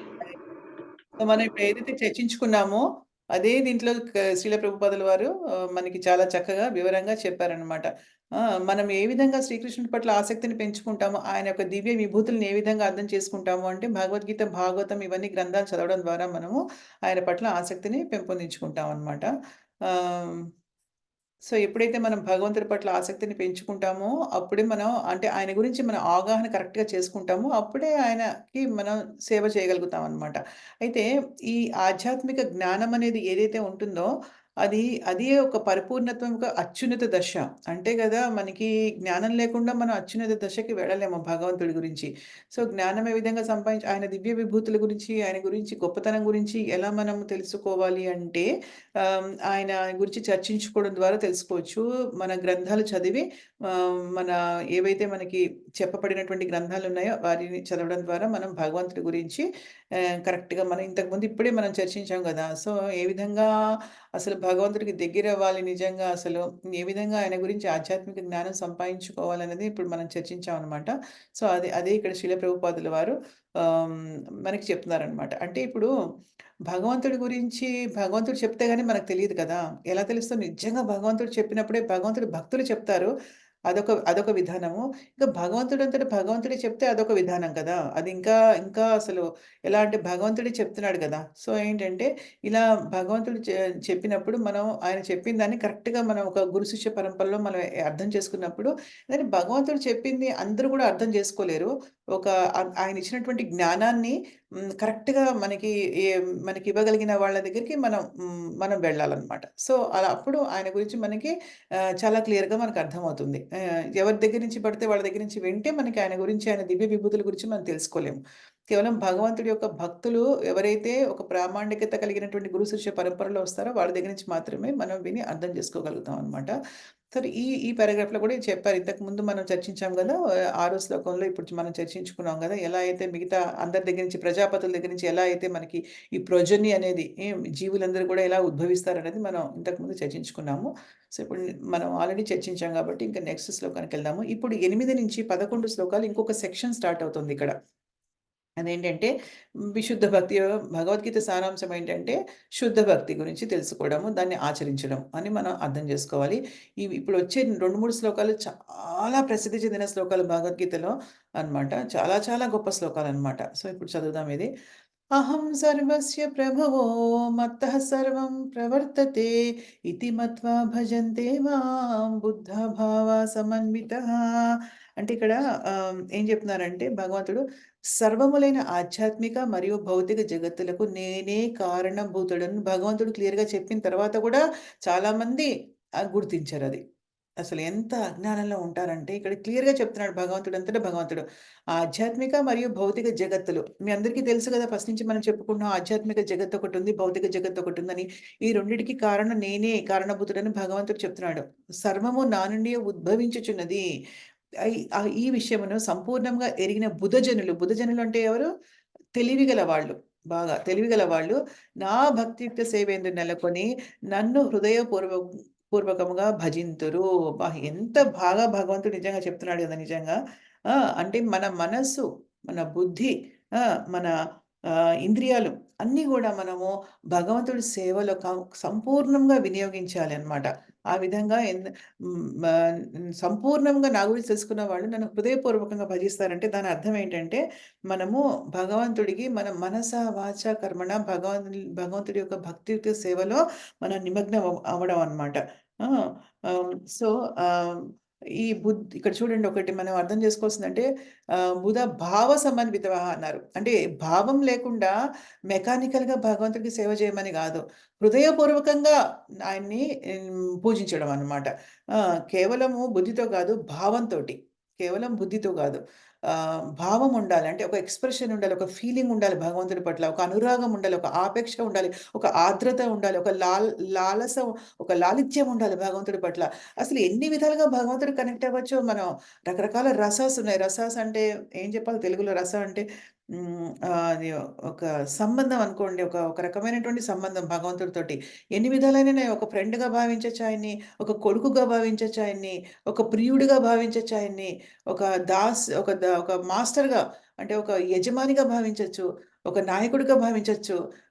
ఆయనకి మనం దాసులంగా ఉండొచ్చు. రకరకాలుగా భగవంతుడిని యాక్చువల్‌గా మనము సేవించుకోవచ్చనమాట. సో, తత్వాన్ని మనం అర్థం జేసుకోవాలి భగవంతుడి తత్వాన్ని. ఎట్ ద సేమ్ టైమ్ మనం భావం పెంపొందించుకోవాలి భగవంతుడి పట్ల అన్నమాట. అప్పుడు భగవంతుడు సంతోషించాడు. ఎస్పెషల్లీ కృష్ణుడు. కృష్ణుడు ఏంటంటే చాలా స్పెషల్ భగవంతుడు. ఎందుకంటే కృష్ణుడు చాలా చిలిపివాడు కదా! రకరకాల చిలిపి చేష్టలు చేస్తాడు. బృందావనంలో కదా! సో, కృష్ణుడికి ఏంటంటే రకరకాల మనస్తత్వాలు కావాలాయనకి. రకరకాల రసాస్ కావాలాయనకి. రకరకాల సంబంధాలు కావాలాయనకి తన భక్తులతోటనమాట. సో, కృష్ణుడితో మనం ఎంత ఫ్రీగానైనా ఉండొచ్చు. ఆ చనువు పెంచుకోవాలి భగవంతుడితో అనమాట. ఆయన ఒక గౌరవంగా ప్రేమిస్తే భగవంతుడికి ఇష్టం ఉండదు. ఒక గౌరవంగా ఆయనకి మనం అర్చన చేసాం, ఇంకేంటో చేసి ఆయనకి అలాగా ఒక ఏంటంటే వైది భక్తి అంటారు దాన్ని. అంటే అలా చేస్తే ఆయనేమి సంతృప్తి ఫీల్ అవ్వడు ఆయనకి. కానీ ఆయనకి మనం ఒక తల్లిలాగా ప్రేమిస్తే లైక్ చిన్ని చిన్ని కన్నయ్య అది కాదు. ఇదేంటి ముద్దుగారే యశోద ముంగిట ముత్యము వీడు దిద్దరాని మహిమల దేవకీ సుతుడు అంటే ఏంటి ఒక చిన్న పిల్లాడిగా కృష్ణుడిని ఊహించుకోవడము, అది పాడడం అన్నమాట ఆయనని. చక్కగా యశోదమ్మత ఎలా చేసింది అనే దాని మీద మనము ధ్యానం చేయడము. అది వాత్సల్య రసంలో భగవంతుడికి కనెక్ట్ అవ్వడం మనం అన్నమాట. అలాగే లేదు అంటే అక్కడ గోలోక బృందావనంలో చక్కగా కృష్ణుడికి చక్కగా స్నానం చేయిస్తారు, బట్టలేస్తారు, అవన్నీ వాళ్ళని చక్కగా మురికి ఉంటే తుడుస్తారు. ఇవన్నీ కూడా రక్తక, చిత్తక అనే ఇద్దరు ముగ్గురుంటారు వాళ్ళు. మూడో ఆయన పేరు మర్చిపోయాను. సో, వాళ్ళు మళ్ళీ చక్కగా కృష్ణుడికి దగ్గరుండి సేవ చేస్తూ ఉంటారంట ముద్దు ముద్దుగా. సో, ఆ విధంగా దాస్య భావంలో కనెక్ట్ అవ్వచ్చు. లేదా అలా మనం ధ్యానం చేసుకోవచ్చు భగవంతుడికి. అది చేస్తున్నట్టుగా మనం ఇమాజిన్ చేసుకోవచ్చు. తప్పకుండా చేయాలి ఇవన్నీ కూడా. ఇది మన ధ్యానము దాని మీద పెట్టుకోవాలి. అల్టిమేట్‌లీ భక్తులనేవాళ్ళు ఆ ధ్యానం పరాకాష్ఠకు చేరుకున్నప్పుడు వాళ్ళ శరీరాన్ని వదిలిపెడతారు. అంటే ఏదో భావంలో మనం భగవంతుడికి కనెక్ట్ అవ్వాలి. లేదు అంటే మనం గోపికలుంటారు, రాధ ఉంటుంది. ఆ భావన మనకి కలిగేటట్టుగా ఉంటే మనం భగవంతుడిని మన లవర్‌గా, ప్రియుడిగా భావించుకోవాలి. ఎందుకంటే వాళ్ళందరూ అలా ప్రియుడిగా భావించుకుంటారు కృష్ణుడిని. సో, ఆ విధంగా మనం మెడిటేట్ చేసుకోవాలి. వాళ్ళందరూ ఏం చేశారు? మనకు అది నచ్చితే అసలు దానిలో మెడిటేట్ చేసుకోవాలి. ధ్యానం చేసుకోవాలి దాని మీద. ఆ! లేదంటే మనం భగవంతుడికి ఫ్రెండ్స్ ఉన్నారు గదా! అర్జునుడు గాని, ఇంకా లేదంటే గోలోక బృందావనంలో శ్రీరాముడు, సుధామ, మధుమంగళ్ వీళ్ళందరూ ఫ్రెండ్స్ ఉన్నారు. సో, వాళ్ళతో ఏ విధంగా భగవంతుడు ఆడుకుంటున్నాడు. మనకు ఒకవేళ సాఖ్య భావం ఉంటే ఫ్రెండ్‌షిప్ నేచర్ భగవంతుడితో మనకి ఆ భావానికి మనం గనక ఆకర్షితులమైతే దాని మీద మనం మెడిటేట్ చేసుకొని భగవంతుడిని ఆ విధంగా ధ్యానం చేసుకుంటూ ఉండాలి. సో, ఇవన్నీ గూడా మనము చేసుకుంటూ నిరంతరం ఏది మనకి సూటబుల్‌గా ఉంటుందో మన హృదయంలో మనకే తెలుస్తుంది. కానీ ఇవన్నీ ఎప్పుడు తెలుస్తాయి? మనం భక్తియుక్త సేవ అంటూ మొదలుపెట్టి మనము నియమాలన్నీ గూడా పాటించుకుంటున్నప్పుడు, మనకి అప్పుడు ఇవన్నీ మనం చేయగలుగుతాం అనమాట. భగవంతుడికి ఆ విధంగా మనము కనెక్ట్ అవ్వగలుగుతాం అనమాట. సో, ఈ విధంగా ఇప్పుడు తెలుసుకోవాలి. భగవంతుడి గురించి ఈ విధంగా తెలుసుకోవాలి. మనము తెలుసుకొని ఆయనందు ఆసక్తిని పెంచుకొని, ఆయనందు అనురాగం పెంచుకొని, ఆయనతోటి అనుబంధం పెంచుకుంటే గనక మనము అప్పుడు మనం ఏ రసంలో భగవంతుడికి కనెక్ట్ అయ్యామన్నది భగవంతుడే మనకి గ్రహింపుకొచ్చేటట్టుగా భగవంతుడు చేస్తాడు. అప్పుడు దాని మీద మనం ధ్యానం చేసుకుంటుంటే మన ధ్యానం అలా పరాకాష్ఠకెళ్ళినప్పుడు మనం ఆధ్యాత్మిక ప్రపంచానికి వెళ్తామనమాట. మన ఆధ్యాత్మిక దేహాన్ని పొందుతామనమాట. ఇవేమీ లేవా మనము ఓకే. మళ్ళీ 1000 కోట్ల జన్మలు మనం ఈ ప్రపంచంలో ఎత్తుతూ ఉంటాము. అంతకంటే మిగిలేదేమీ లేదు మనకి. మనం గనక మన బలహీనతలని జయించలేకపోతే, భగవంతుడి గురించి కూడా మనం జయించలేకపోతే, మనం ఈ జన్మలు మళ్ళీ ఎత్తడమే అంతే. అంతకంటే చేసేదేమీ లేదనమాట. సో, ఇప్పుడు నెక్స్ట్ మనకెవరు నర్సే ప్రభు గదా! నర్సే ప్రభు మీరు చదవగలుగుతారా? ఓకే. హరే కృష్ణ మాతాజీ. హరే కృష్ణ. ప్రభుజీ మీరు శ్లోకము, అనువాదం ఇది చాలా ఇంపార్టెంట్ శ్లోకము. ఎంతుందని అనువాదం చూస్తున్నాను. ఓకే మాతాజీ. మీరు ఇంతవరకు చదవండి ప్రభుజీ. ఇంకొకళ్ళకిస్తాను ఆపర్చునిటీ తర్వాత. సరేనా? ఓకే మాతాజీ. పెద్దగా ఉంది. చదవండి ప్రభుజీ. 10:8 శ్లోకం. అహం సర్వస్య ప్రభవో మత్త సర్వం ప్రవర్తతే ఇతి మత్స్వా భజంతే మాం భవ సమన్వితః. అనువాదము: సర్వంలైన ఆధ్యాత్మిక మరియు భౌతిక జగత్తులకు నేనే కారణభూతుడను. సర్వము నా నుండియే ఉద్భవించుచున్నది. ఈ విషయమును సంపూర్ణంగా నెరిగిన బుధజనులు నా భక్తియుక్త సేవయందు నెలకొని నన్ను హృదయపూర్వకంగా భజింతురు. భాష్యము: వేదములను సంపూర్ణంగా అధ్యయనం చేసిన వాడును, శ్రీ చైతన్య మహాప్రభు వంటి ప్రామాణికాచార్యుల నుండి జ్ఞానంను సంపాదించిన వాడును, ఆ బోధనను ఏ విధంగా ఆచరణలో పెట్టవలనో ఎరిగిన వాడును అగు పండితుడు శ్రీకృష్ణుడే భౌతిక ఆధ్యాత్మిక జగత్తుల రెండింటి అందలి సర్వంనకు మూలాధారమని ఎరిగి దేవాది దేవుని భక్తియుక్త సేవయందు సుస్థిరుడగును. అర్ధరహిత వాక్యానములచే గాని మూర్ఖులచే గాని ప్రభావితుడు కాకుండా తన భక్తి మార్గం నుండి వైదొలకుండును. వైదిక గ్రంథములన్నీ శ్రీకృష్ణుడే బ్రహ్మకును, శివుని, ఇతర దేవతలకును కారణభూతుడను విషయంను అంగీకరించుచున్నవి. అధర్వణ వేదం నందలి గోపాల తపన్యుపనిషత్తు 1.22 నందు యో బ్రహ్మాణం విదదాతి పూర్వం యో వై వేదాంశ గాపాయతి నా కృష్ణ. బ్రహ్మదేవునకు ఆదిలో వేద విజ్ఞానమును బోధించువాడును మరియు పూర్వము వేద విజ్ఞానమును విస్తరింపజేసిన వాడును శ్రీకృష్ణుడే అని చెప్పబడినది. అదే విధంగా నారాయణోపనిషత్తు 1 నందు కూడా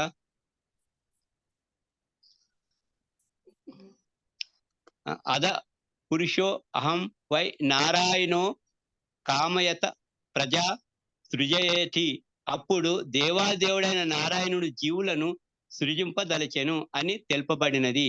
అదే ఉపనిషత్తు ఇంకను ఇట్లు కొనసాగించును. నారాయణాద్ బ్రహ్మ జాయతే నారాయణాద్ ప్రజాపతి ప్రజయతే నారాయణాద్ ఇంద్రో జాయతే నారాయణ దష్ట వసవో జాయంతే నారాయణాద్ ఏకాదశ రుద్ర జాయంతే నారాయణాద్ ద్వాదశ దిత్య. అనగా నారాయణ నుండియే బ్రహ్మదేవుడు మరియు ప్రజాపతులు ఉద్భవించిరి. నారాయణ నుండియే ఇంద్రుడు జన్మించెను. నారాయణ నుండియే అష్ట వసువులు జన్మించిరి. నారాయణ నుండియే ఏకాదశ రుద్రులు ఉద్భవించిరి మరియు నారాయణ నుండియే ద్వాదశాత్యులను జన్మించిరి. అట్టి నారాయణుడు శ్రీకృష్ణ భగవానుని స్వరూపాంశమే. నారాయణోపనిషత్తు 4 నందే బ్రహ్మనో దేవకీ పుత్రుడైన శ్రీకృష్ణుడే దేవాదేవుడని చెప్పబడినది. మహోపనిషత్తు 1 నందు తిరిగి ఏకో వై నారాయణ ఆసిన్న బ్రహ్మణ ఈశానో నాపో నాగ్ని సమౌ నేమే ద్యాప పృథివి నా నక్షత్రాని నా సూర్య. సృష్టికి ఆరంభంన దేవాదేవుడైన నారాయణుడు ఒక్కడే ఉండెను. బ్రహ్మదేవుడు కాని, శివుడు కాని, జలము కాని, అగ్ని కాని, చంద్రుడు కాని, ఆకాశం నక్షత్రుడు కాని, సూర్యుడు కాని లేకుండిరి అని తిరిగి చెప్పబడుచున్నది. అదే విధంగా మహోపనిషత్తు 1 నందు కూడా శివుడు దేవాదేవుని పాలభాగము నుదుటి నుండి ఉద్భవించెనని తెలుపబడినది. కనుకనే వేదములు బ్రహ్మరుద్రాలను సృష్టించిన దేవాదేవుడే పూజైనది తెలుపుచున్నది. Hare Krishna. Thank you so much prabhuji. Hare Krishna. So ఇక్కడ ఎన్ని ఉపనిషత్తుల నుంచి మనకి ప్రతి చాలా ఉపనిషత్తుల్లో గురించి మనకి ఇక్కడ కొటేషన్ ఇస్తున్నారు కదా, అంటే కోట్ చేస్తున్నారు కదా. సో భగవంతుడు దగ్గర నుంచి అన్నీ వచ్చాయి అని చెప్పి ఇక్కడ భగవంతుడు ఏం చెప్తున్నారంటే ఆధ్యాత్మిక భౌతిక జగత్తులకి నేనే కారణభూతుడును, సర్వం నా నుంచే వస్తుందని చెప్పడానికి ఇక్కడ రకరకాలుగా శ్రీల ప్రభుపాదుల వారు మనకి రకరకాల ఉపనిషత్తుల నుంచి అన్నీ తీసుకొచ్చారనమాట. అయితే ఎవరైతే కనుక వేద జ్ఞానాన్ని కరెక్ట్గా అర్థం చేసుకుంటారో, తర్వాత చైతన్య మహాప్రభు ఒక మార్గాన్ని ఫాలో అవుతారో, చైతన్య మహాప్రభు ఏవైతే బోధనలు చేశారో అవి కూడా వింటారో, వాళ్ళకి ఏంటంటే ఆ బోధనల్ని ఏ విధంగా ఆచరణలో పెట్టాలో తెలుసుకున్న వాడు వేరే వాళ్ళు చెప్పేవేవి, అంటే వేరే వాళ్ళు వాళ్ళ సొంత వ్యాఖ్యానాలు ఏవైతే చేస్తారో వాటన్నింటికి కూడా వాళ్ళు ఆకర్షితులు కారనమాట.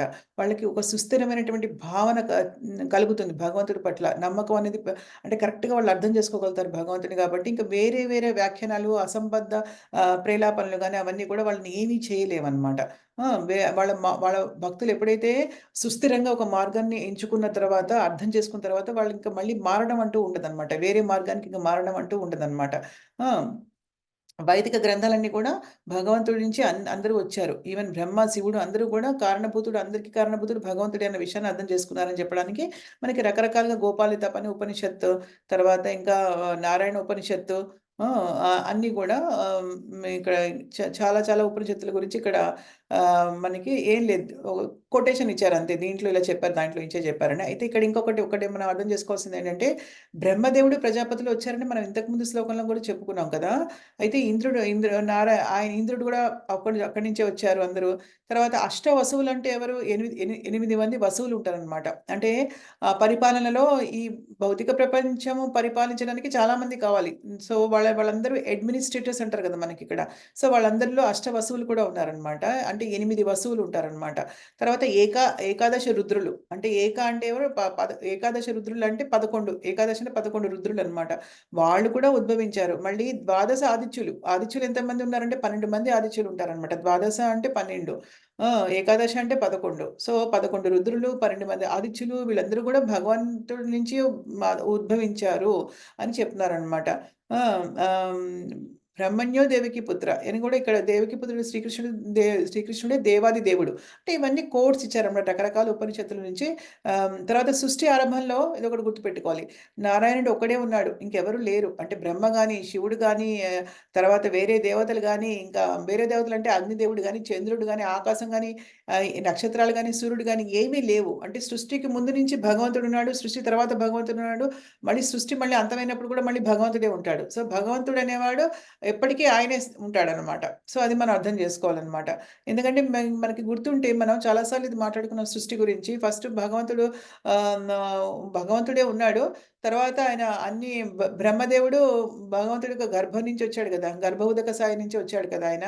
వచ్చినప్పుడు ఆయనకి కావాల్సినవన్నీ పదార్థాలన్నీ భగవంతుడు ఇస్తే ఆయన సృష్టి చేశారు కదా! సో, బ్రహ్మ నుంచి శివుడొస్తాడు. సో, బ్రహ్మ నుంచి శివుడొస్తారు. బ్రహ్మ నుంచి నలుగురు కుమారులొచ్చారు. సప్త ఋషులొచ్చారు. ఇవన్నీ గూడా భాగవతంలో చెప్పబడిందనమాట.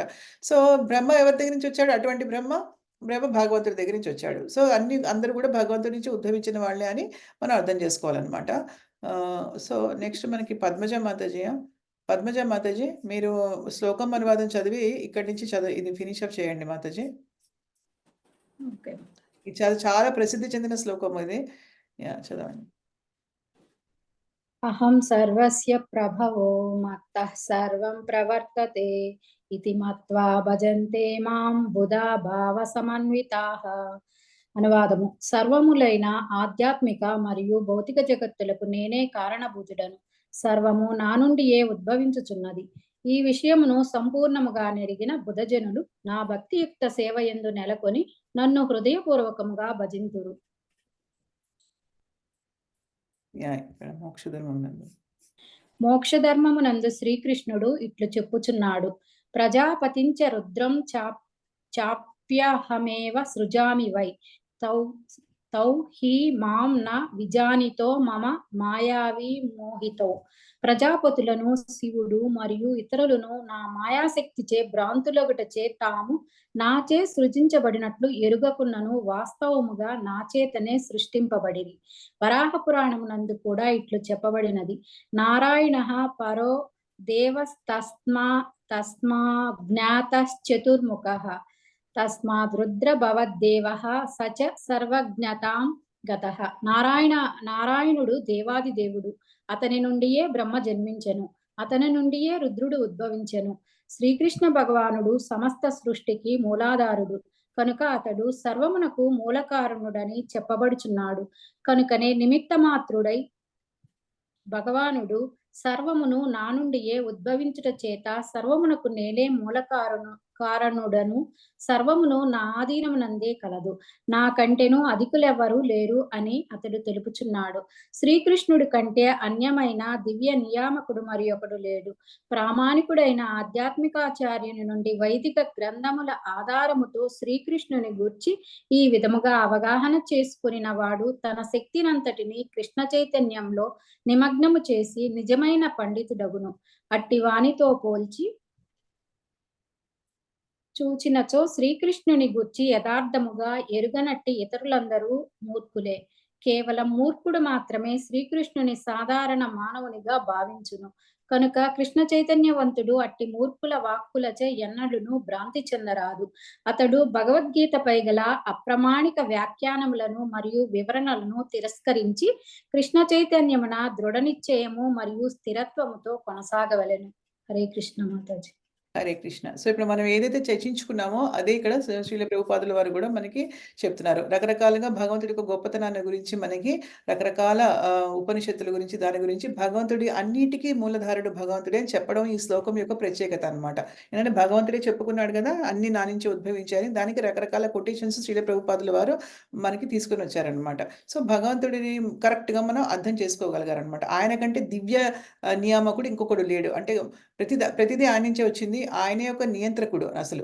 అందరిని పరిపాలించేవాడు ఆయనే. పోషించేవాడు ఆయనే. అన్ని అనే అవగాహనతో మనం ఉండాలని చెప్తున్నారు.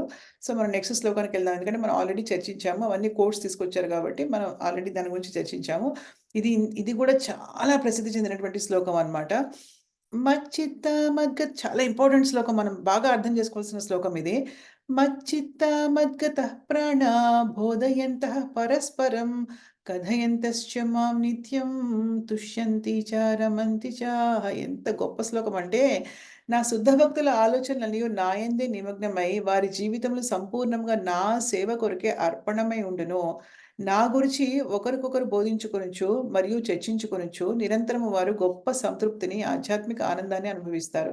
అంటే ఏం చేస్తారు నిజంగా భక్తులున్న వాళ్ళు? ఆలోచనలు ఎప్పుడు కూడా భగవంతుడి పట్లే ఉంటాయి వాళ్ళకి. ఆ! వారి జీవితాలన్నీ కూడా సంపూర్ణంగా నా సేవ కొరకే అర్పణమై ఉంటాయి. ఇంక అంతకంటే ఏమీ లేదు వాళ్ళకి జీవితం. సంపూర్ణంగా భగవంతుడి సేవకి అంకితం చేయడమే. ఆ!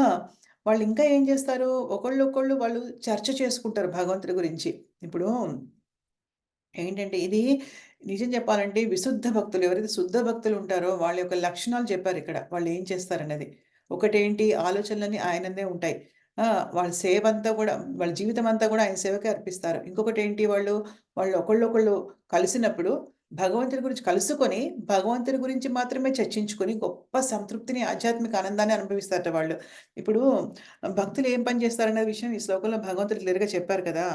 ఇప్పుడు చాలామంది మరి ఇప్పుడు మనం కలుసుకున్నామనుకోండి భౌతిక ప్రపంచంలో మామూలుగా మనం గెట్ టుగెదర్స్ అంటారు గొప్పగా. కలుసుకుంటుంటారు గదా!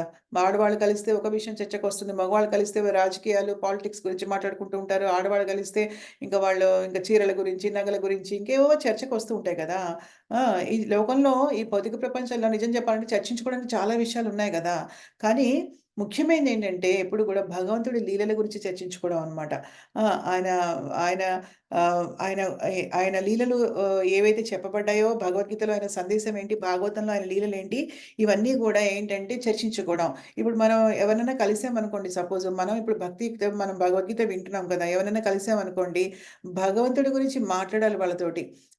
మనమేంటంటే మొహమాట పడకూడదు భగవంతుడి గురించి మాట్లాడడానికి. అంటే మాట్లాడితే మమ్మల్ని ఏమనుకుంటారో అలా ఏమనుకుంటారో కృష్ణుడి గురించి చెప్తే ఏమనుకుంటారో, భగవద్గీత గురించి చెప్తే ఏమనుకుంటారో, మన్ని సమంగా చూడరేమో మనం ఇవన్నీ ఉండకూడదు. ఎందుకంటే భగవంతుడి మీద మనకి ప్రేమ ఉంటే మనం భగవంతుడి గురించే మాట్లాడాలి. ఎవరేమనుకున్నా మనకి అవసరం లేదు నిజం చెప్పాలంటే. చాలామంది మొహమాట పడుతూ ఉంటారు. ఒక ఫ్రెండ్ సర్కిల్‌లోకెళ్ళినప్పుడో ఏదో భగవద్గీత గురించి మాట్లాడడానికి, భగవంతుడి గురించి మాట్లాడడానికి ఏమనుకుంటారో అని లేదు. ఇప్పుడు భగవంతుడి మీద మనకి ప్రేమ ఉంటే ఎలా తెలుస్తుంది భగవంతుడికి మనకి ప్రేమ ఉందని జెప్పేసి మనం ఆయన గురించి వేరే వాళ్ళకి చెప్పినప్పుడే ఆయనకి తెలుస్తుంది.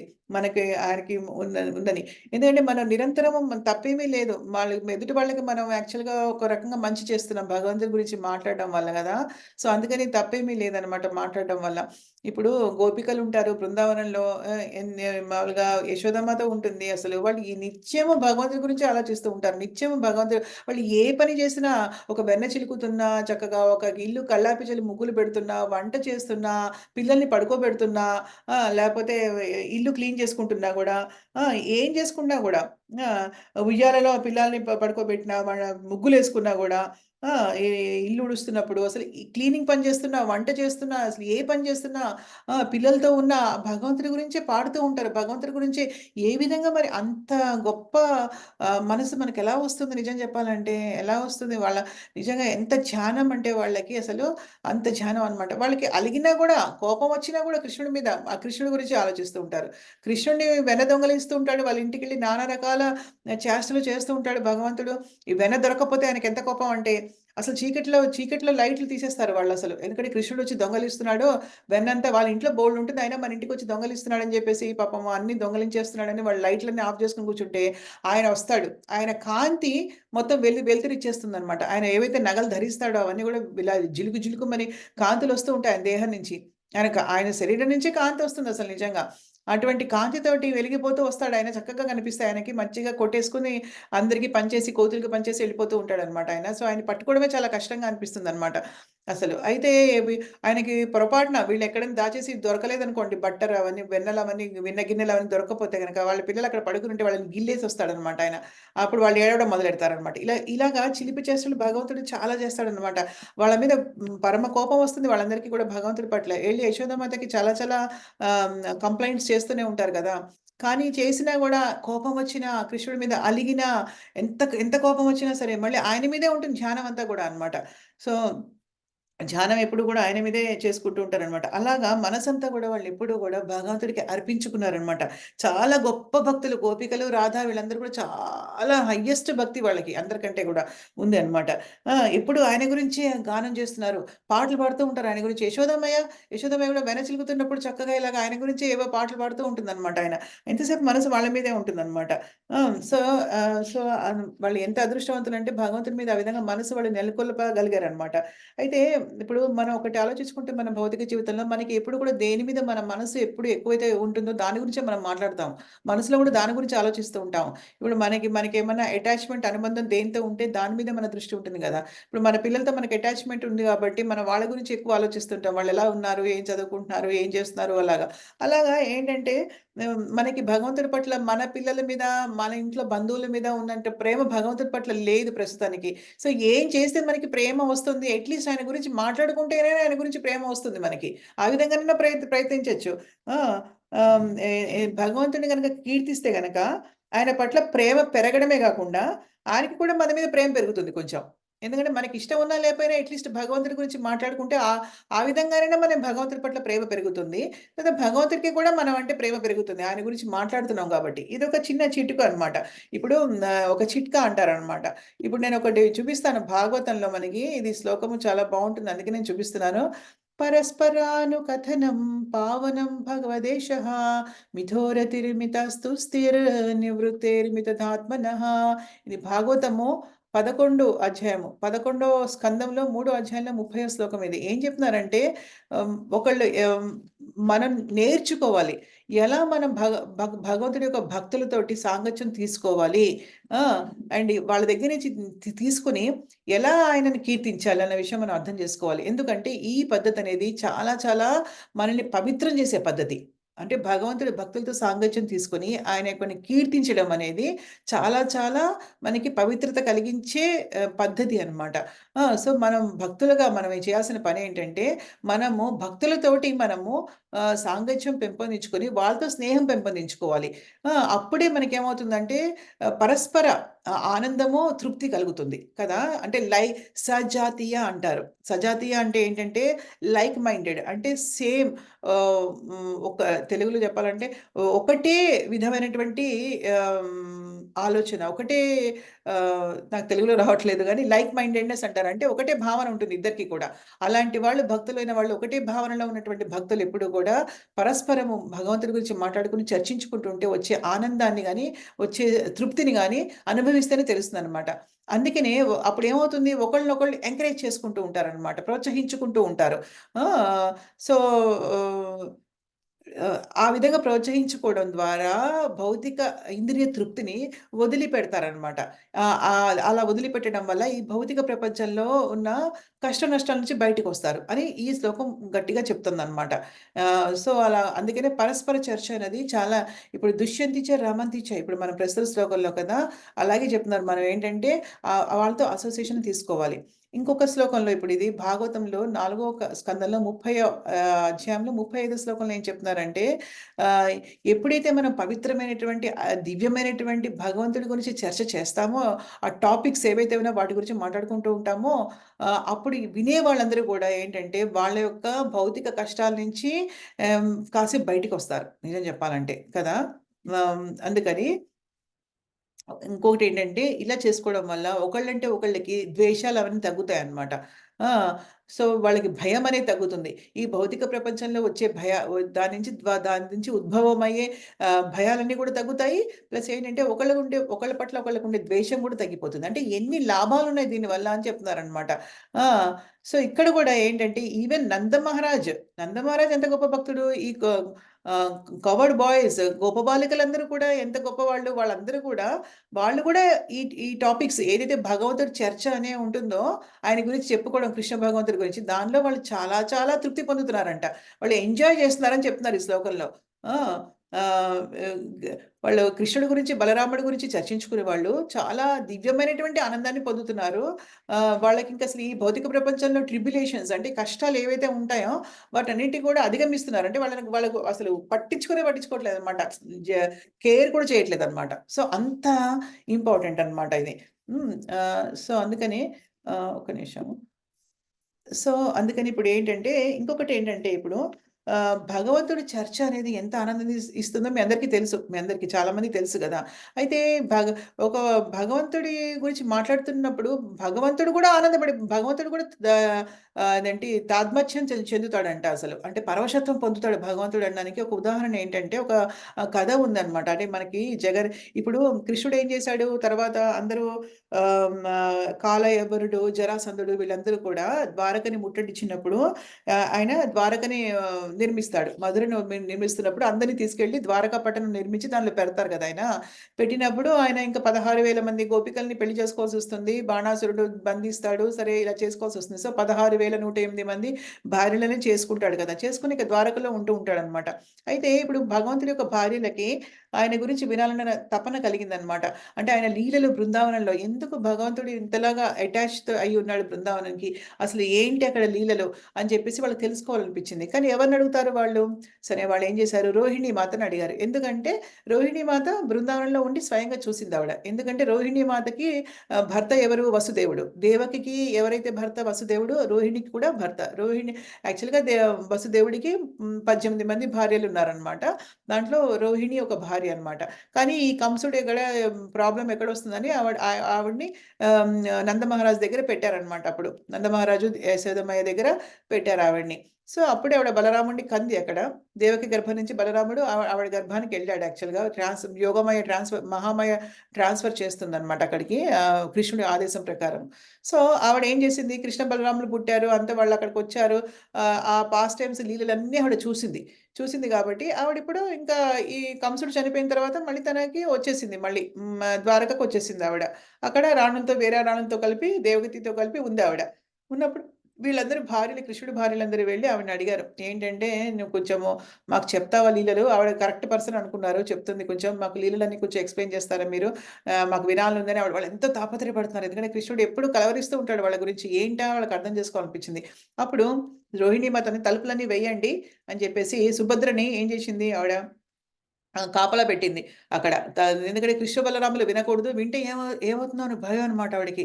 అమ్మ బాబోయ్! వింటే మళ్ళీ వీళ్ళు ఎక్కడ ఎళ్ళిపోతారు ఇక్కడి నుంచి అసలు మళ్ళీ ఆ భావంలోకి వాళ్ళని తీసుకురాకూడదని చెప్పేసి రాణులందరిని కూర్చోబెట్టుకొని సుభద్రనేమో తలుపు దగ్గర కాపలాగా ఉంచి ఎవరిని రానివ్వకని చెప్పింది. చెప్పి ఆవిడ మొదలుపెట్టింది. ఇంకా ఆవిడ చెప్తుంటే ఇంక రాణులందరూ పులకరిస్తున్నారు. ఈ లోపల కృష్ణ బలరాములు వచ్చారు. వచ్చిన తర్వాత సుభద్ర లోపలికి వెళ్ళనివ్వలేదు. ఇక వాళ్ళు కూడా అక్కడ గుమ్మం దగ్గర నిల్చుండిపోయారనమాట. నిల్చుండిపోయిన తర్వాత వాళ్ళ కథలు ఏవైతే చెప్తున్నారో రోహిణి మాత విని వాళ్ళ శరీర అవయవాలన్నీ లోపలికిలా ఎళ్ళిపోయాయన్నమాట. మొత్తం ఇంకా అంత అటువంటి బ్రహ్మానందాన్ని వాళ్ళు పొందారు. ఇంక దాన్ని బ్రహ్మానందం గూడా అనలేము. ఇంకా అటువంటి ఆధ్యాత్మిక పారవశ్యానికి పేరు నేను చెప్పలేను తెలుగులో. ట్రాన్సెండెంటల్ హ్యాపీనెస్ అంటారనమాట. దాన్ని పొంది వాళ్ళు ఇంకా ఆ భావన తట్టుకోలేక వాళ్ళ అవయవాలని లోపలికెళ్ళిపోయినప్పుడు నారద మహర్షి వస్తాడక్కడ. అది ఆ ఫార్మ్, ఆ రూపం ఏంటంటే జగన్నాథుడు, బలదేవుడు, సుభద్ర అనమాట. సుభద్రకి కూడా లోపలికెళ్ళిపోయాయి ఆ చేతులు. మీరు జగన్నాథ స్వామి రూపం చూస్తే గనక చేతులు అన్నీ లోపలికెళ్ళిపోయి ఉంటాయి కదా! ఆయన అంతవరకే ఉంటుంది రూపం అనమాట. అప్పుడు ఆ టైంకి నారద మహర్షి వచ్చి వీళ్ళ యొక్క ఆ తాధ్యాత్మ్యత, ఆ పరవశత్వం చూసి ఆయనకి ఎంత అద్భుతంగా అనిపిస్తుందంటే ఇంక భగవంతుడికి మొక్కి, "స్వామి ఈ రూపం మీరు ఎప్పటికి ఉండాలి అలాగా. భక్తులందరికీ అవకాశం రావాలి. ఈ రూపం చూసే అవకాశం రావాలి" అని ప్రార్థన చేసుకుంటాడనమాట. చేసుకోవడం వల్ల మళ్ళీ తర్వాత లీల జరిగి జగన్నాథుడు, బలదేవుడు, సుభద్ర అవతరిస్తారనమాట. అది యాక్చువల్‌గా వీళ్ళ అవతరానికి కారణం అదనమాట. మూల కారణం. ఇప్పుడు పూరిలో జగన్నాథుడు ఉన్నాడు కదా! అది ఇంకొక స్టోరీ వస్తుందప్పుడు. ఏంటంటే ఇంద్రజుమ్న మహారాజు స్టోరీ ఒకటొస్తుంది అది. ఎలా ఆయన భగవంతుడు ఫస్ట్ కొండ మీద నీలాచల కొండ మీద కృష్ణుడి రూపంలో ఉన్నాడు. తర్వాత ఇంద్రజుమ్న మహారాజు వెతుక్కుంటూ వెళ్తే అది వేరే కథ ఇంకొకసారి చెప్పుకుందాం మనం. కానీ ఏంటంటే అప్పుడు నదిలో కొట్టుకొని వస్తారు ఈ విగ్రహాలనమాట. అవి ఒక కథ వేరే ఉంది. కానీ ఇక్కడ కారణం ఏంటంటే ప్రస్తుతానికి. అలా భగవంతుడి యొక్క కథ వింటుంటే భగవంతుడే తన్మయత్వం పొందుతున్నాడంటే అసలు మనం ఆఫ్టర్ ఆల్ అసలు మనం ఎంతండి మనం కదా! నిజంగా అసలు. మనం నిజంగా భగవంతుడికి కథ విని మనం ఆధ్యాత్మికత చెందట్లేదు అంటే, నిజంగా పరవశత్వం పొందట్లేదు అంటే, మనం కంప్లీట్‌గా మనం అజ్ఞానంలో ఉన్నట్టు లెక్క. అసలు మనం ఇంకా అసలు మనలో ఏదో ప్రాబ్లమ్ ఉందన్నమాట. అంతే, అంతే అనుకోవాలన్నమాట. అదే గాకుండా ఇంకా ఇంకొకటి రామచంద్రుడి విషయం తీసుకున్నా గూడా మనము లవకుశులు పుడతారు కదా! వాల్మీకి ఆశ్రమంలో. పుట్టినప్పుడు లవకుశులు ప్రపంచం అంతా తిరిగి వాల్మీకి వాళ్ళకి రామాయణం అంతా చెప్తారు. చెప్పినప్పుడు వాళ్ళు అంతా తిరిగి దేశం అంతా తిరిగి పాడుతూ ఉన్నప్పుడు రాముడి యొక్క సభకి కూడా తీసుకొస్తారు వాళ్ళని. అందరికీ తెలిసే విషయం. అక్కడ గానం చేస్తారు రామాయణం మొత్తం. అలా రామాయణం మొత్తం గానం చేస్తుంటే రాముడు కూడా పరవశత్వం చెందాడు. తన కథ వింటుంటే భగవంతుడు తన కథ తను వింటున్నా కూడా తను చాలా పరవశత్వం చెందేసాడనమాట భగవంతుడు గూడా. సో, వచ్చి జనాల్లో గూడా కూర్చున్నట్టు ఆయనొచ్చేసి ఇంకా. అక్కడికొచ్చేసి మామూలుగా అయిపోయి వాళ్ళు కూడా జనాల్లో ఒకళ్ళలా కూర్చుండిపోయి ఆయన గూడా వినేసి ఆయన గూడా తాదాత్మ్యం చెందుతున్నాడనమాట. సో, దీనికి ఇంత పవర్ ఉంటుంది భగవంతుడి యొక్క కథకనమాట. అందుకని మనం ఎప్పుడు కూడా భగవంతుడి కథలు వింటే భగవంతుడికి తన్మయత్వం వస్తుంది కాబట్టి మనం కూడా వినాలనమాట.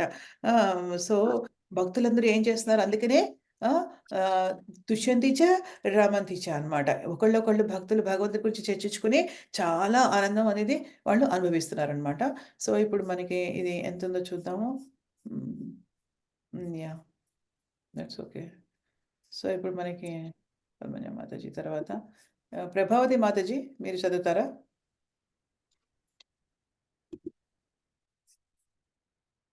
ప్రభావతి మాతాజీ?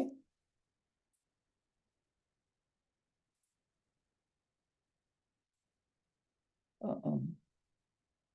రాధిక మాతాజీ చదువుతారా? మాత మాతాజీ వచ్చారా? రాధిక మాతాజీ కొంచెం వెయిట్ చేయండి. ఆవిడ చదువుతున్నారు. ప్రభావతి మాతాజీ చదవండి. చదవండి. హరే కృష్ణ మాతాజీ. హరే కృష్ణ. మద్దత ప్రాణ బోధయంతం పరస్పరం కథయంతం చ మాం నిత్యం తుష్యంతి చ రమంతి చ. అనువాదము: నా శుద్ధ భక్తుల ఆలోచనలు నాయందే నిమగ్నమై వారి జీవితములు సంపూర్ణంగా నా సేవ కొరకే అర్పణమై ఉండును. నా గూర్చి ఒకరికొకరు కొనుచు మరియు చర్చించుకొనుచు నిరంతరము వారు గొప్ప సంతృప్తిని మరియు ఆధ్యాత్మిక ఆనందమును అనుభవించరు. భాష్యము: శుద్ధ భక్తులు వారి లక్షణములు ఇక్కడ పేర్కొనబడినవి. వారు భగవానుని దివ్యమైన ప్రేమయుక్త సేవ యందు సంపూర్ణంగా నెలకొని ఉందురు. వారి మనస్సులు శ్రీకృష్ణుని పాదపద్మముల నుండి మరల్చబడజాలవు. వారి చర్చలు ఎప్పుడునూ ఆధ్యాత్మిక విషయములకు సంబంధించినవిగానే ఉండును. కనుకునే ఈ శ్లోకమునందు శుద్ధ భక్తుల లక్షణములు ప్రత్యేకముగా వర్ణింపబడినవి. అట్టి శుద్ధ భక్తులు ప్రతిదినము 24 గంటలు ఆ దేవాది దేవుని గుణములను మరియు లీలలను కీర్తించుటయందే నిమగ్నములయ్యిందురు. వారి హృదయములు మరియు ఆత్మలను సదా శ్రీకృష్ణుయందే లగ్నమై ఉండును. ఇతర భక్తులతో దేవాది దేవుని గూర్చి చర్చించుటయందు వారు ఆనందమును అనుభవింతురు. భక్తియుక్త సేవ యొక్క ప్రాథమిక దశ యందు సేవ ద్వారా భక్తుడు ఆధ్యాత్మిక ఆనందమును అనుభవించును. పరిపక్వ స్థితిలో వారు భగవత్ ప్రేమయందే వాస్తవముగా స్థితులగుదురు. అట్టి ఆధ్యాత్మిక స్థితి యందు నెలకొని నా పిమ్మట భగవానుని తన దివ్యధామమునందు ప్రదర్శింపబడు నిత్య లీలలను వారు అనుభవింపగలరు. భక్తియుక్త సేవలను జీవి యొక్క హృదయమునందు బీజమును నాటుగా శ్రీ చైతన్య మహాప్రభు పోల్చియుండిరి. విశ్వమునందలి వివిధ లోకముల యందు నిరంతరముగా పరిభ్రమించు జీవులు అసంఖ్యాకములుగా నుందురు. శుద్ధ భక్తుని సాంగత్యమును పొంది భక్తియుక్త సేవను అవగాహనము చేసుకును అవకాశమును అనంత కోటి జీవరాశుల్లో భాగ్యవంతులైన కొద్ది మంది మాత్రమే పొందుదురు. ఈ భక్తియుక్త సేవ ఎనున్నది బీజము వంటిది. అట్టి భక్తి బీజము జీవి హృదయమునందు నాటబడిన పిమ్మట అతడు హరే కృష్ణ కృష్ణ కృష్ణ హరే హరే, హరే రామ రామ రామ హరే హరే అని మహామంత్రమును కీర్తించుటను శ్రవణము చేయుటను నిరంతరము కొనసాగించినచో నిత్యము జలము నందించుట చేత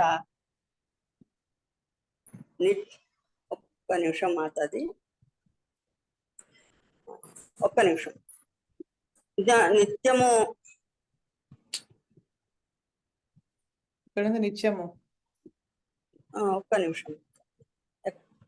మన కీర్తన శ్రవణము చేయుట నిరంతరము కొనసాగి నిత్యము జలమును అందించుట చేత వృక్ష బీజము మొలకెత్తినట్లుగా భక్తి బీజము మొలకెత్తగలదు. పిమ్మట ఆధ్యాత్మిక సేవ అనేది భక్తిలత క్రమముగా వృద్ధి నొంది భౌతిక జగత్తు యొక్క ఆచ్ఛాదనము శోకమును ఛేదించుకొని ఆధ్యాత్మికాకాశము నందలి బ్రహ్మజ్యోతిని చేరును. ఆధ్యాత్మిక జగత్తునందు ఆ లత శ్రీకృష్ణ దివ్య లోకమగు గోలోక బృందావనముగా పిలువబడు అత్యున్నత లోకమును చేరునంత వరకును పెరిగి పెరిగి చివరికి అది శ్రీకృష్ణుని పాదపద్మముల ఆశ్రయమును పొంది అక్కడ విశ్రమించును. ఒక మొక్క క్రమముగా పెరిగి ఫలపుష్పములను అందించినట్లుగా భక్తిలత కూడా అట్లే ఫలపుష్పములను అందించును. అట్టి సమయమును కూడా భక్తిలతకు శ్రవణ కీర్తనల రూపమున జలసేవ ప్రక్రియ కొనసాగుతూనే ఉండును. ఇట్టి భక్తిలత శ్రీ చైతన్య చరితామృతము మత్స్యలీల 19వ అధ్యాయం నందు స్పష్టముగా వివరింపబడినది. పరిపక్వమైన భక్తిలత శ్రీకృష్ణ భగవాన్ని పాదపద్మముల ఆశ్రయమును పొందిన పిమ్మట భక్తుడు భగవత్ ప్రేమయందు పూర్తిగా లీలమగునని అందులో వివరింపబడినది. అప్పుడు నీరు లేకుండా చేప జీవించలేనట్లుగా భక్తుడు దేవాది దేవుని సంబంధమును లేకుండా క్షణకాలమైనను జీవింపజాలడు. అట్టి స్థితిలో దేవాది దేవుని సంబంధము వలన భక్తుడు ఆధ్యాత్మిక లక్షణములను వాస్తవముగా పొందును. Thank you Mataji. మేము మళ్ళీ చర్చించాలి కూడా. Thank you so much. వేరే వాళ్ళు హరే కృష్ణ మాతాజీ. హరే కృష్ణ. సో ఇది ఎంత ఇంపార్టెంట్ అంటే ఇప్పుడు మనం ఫస్ట్ దాంట్లో ఫస్ట్ పారాగ్రాఫ్ లో మనం ఆల్రెడీ చర్చించాము. అంటే ఎలాగ భక్తులు చక్కగా కలుసుకొని ఆధ్యాత్మిక చర్చ చేసుకుని ఆనందం పొంది తృప్తి పొందుతారు కదా అని చర్చించాం. కానీ ఇక్కడ ఈ రెండో దాంట్లో ఎంత ముఖ్యమైన విషయం చెప్పారంటే శ్రీల ప్రభుపాదుల వారు ప్రాథమిక సేవలో భక్తియుక్త సేవలో ఆధ్యాత్మిక ఆనందాన్ని భక్తులు ఎలా అనుభవిస్తారంటే వాళ్ళు చేసుకునే సేవ ద్వారా అనుభవిస్తారనమాట. ఓకేనా? అంటే భగవంతుడికి రకరకాల సేవలు ఉన్నాయి కదా. ఆయనకి వండి పెట్టుకోవడము, ఆయనకి పూలమాల కట్టుకుని వేయడము, ఆయన ధ్యానం చేసుకోవడము, అలా అలా భగవద్గీత చదవడము అలాగా. కానీ పరిపక్వ స్థితిలో ఏం జరుగుతుందంటే వాళ్ళు పరిపూర్ణంగా భగవత్ప్రియ వాస్తవంగా స్థితిలో అవుతారు. అంటే ఆత్మ సాక్షాత్కారం అనేది ఒకటి కలుగుతుంది అనమాట.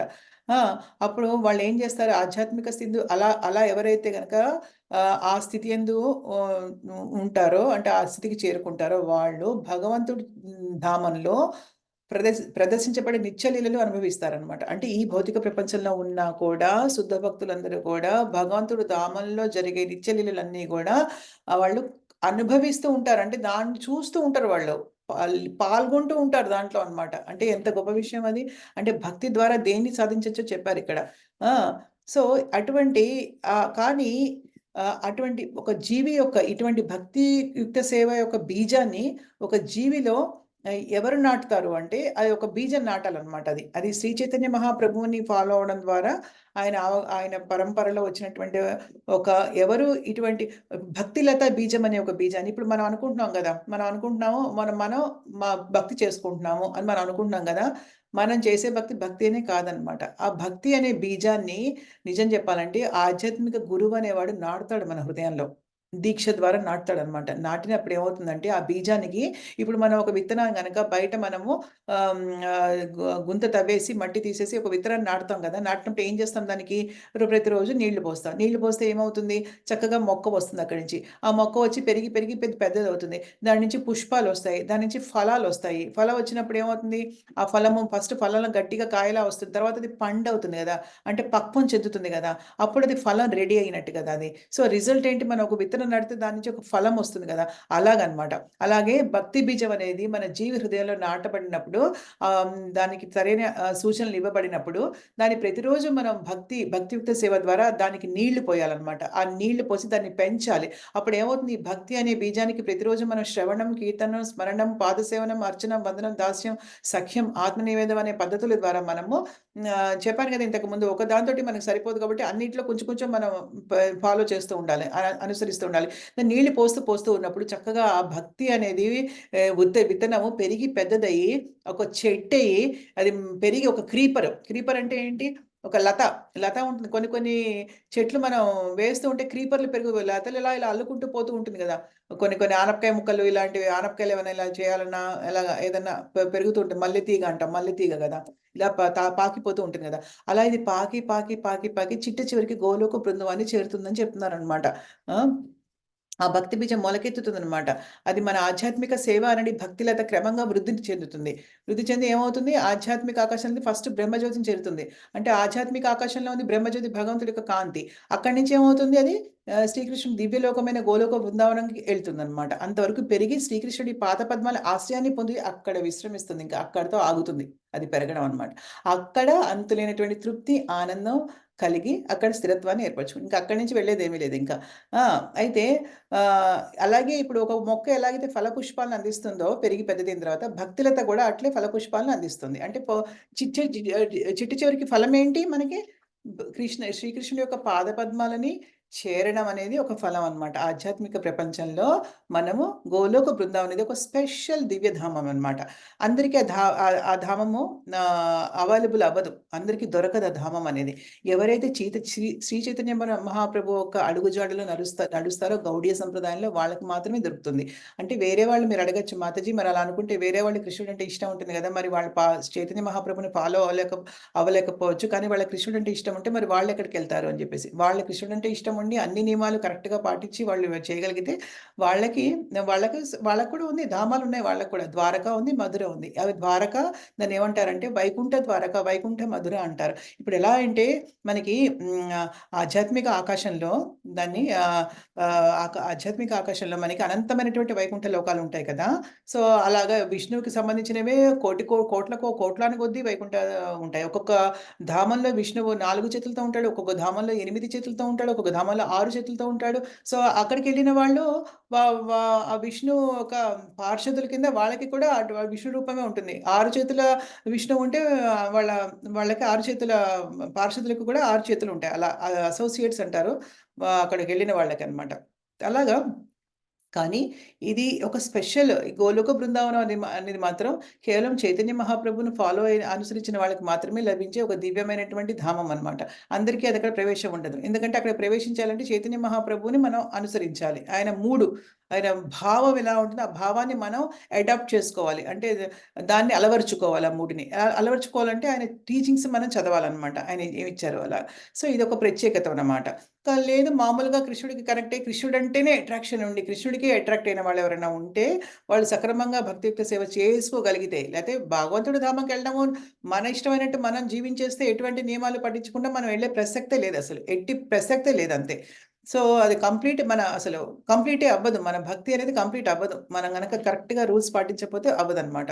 కాకపోతే అన్నీ పాటించగలిగిన కృష్ణుడు అంటే అట్రాక్షన్ ఉండి కానీ మనం చైతన్య మహాప్రభువు చెప్పినటువంటి విషయాన్ని మనం గనక ఆ భావంతో మనం కనెక్ట్ అవ్వలేకపోతే గనక మనకి కూడా ఆ ధామానికి వెళ్తామనమాట. ధామం ఏంటంటే వైకుంఠ మధుర, వైకుంఠ ద్వారక అంటారు. అవి కూడా వైకుంఠాలకే వస్తాయన్నమాట. అది.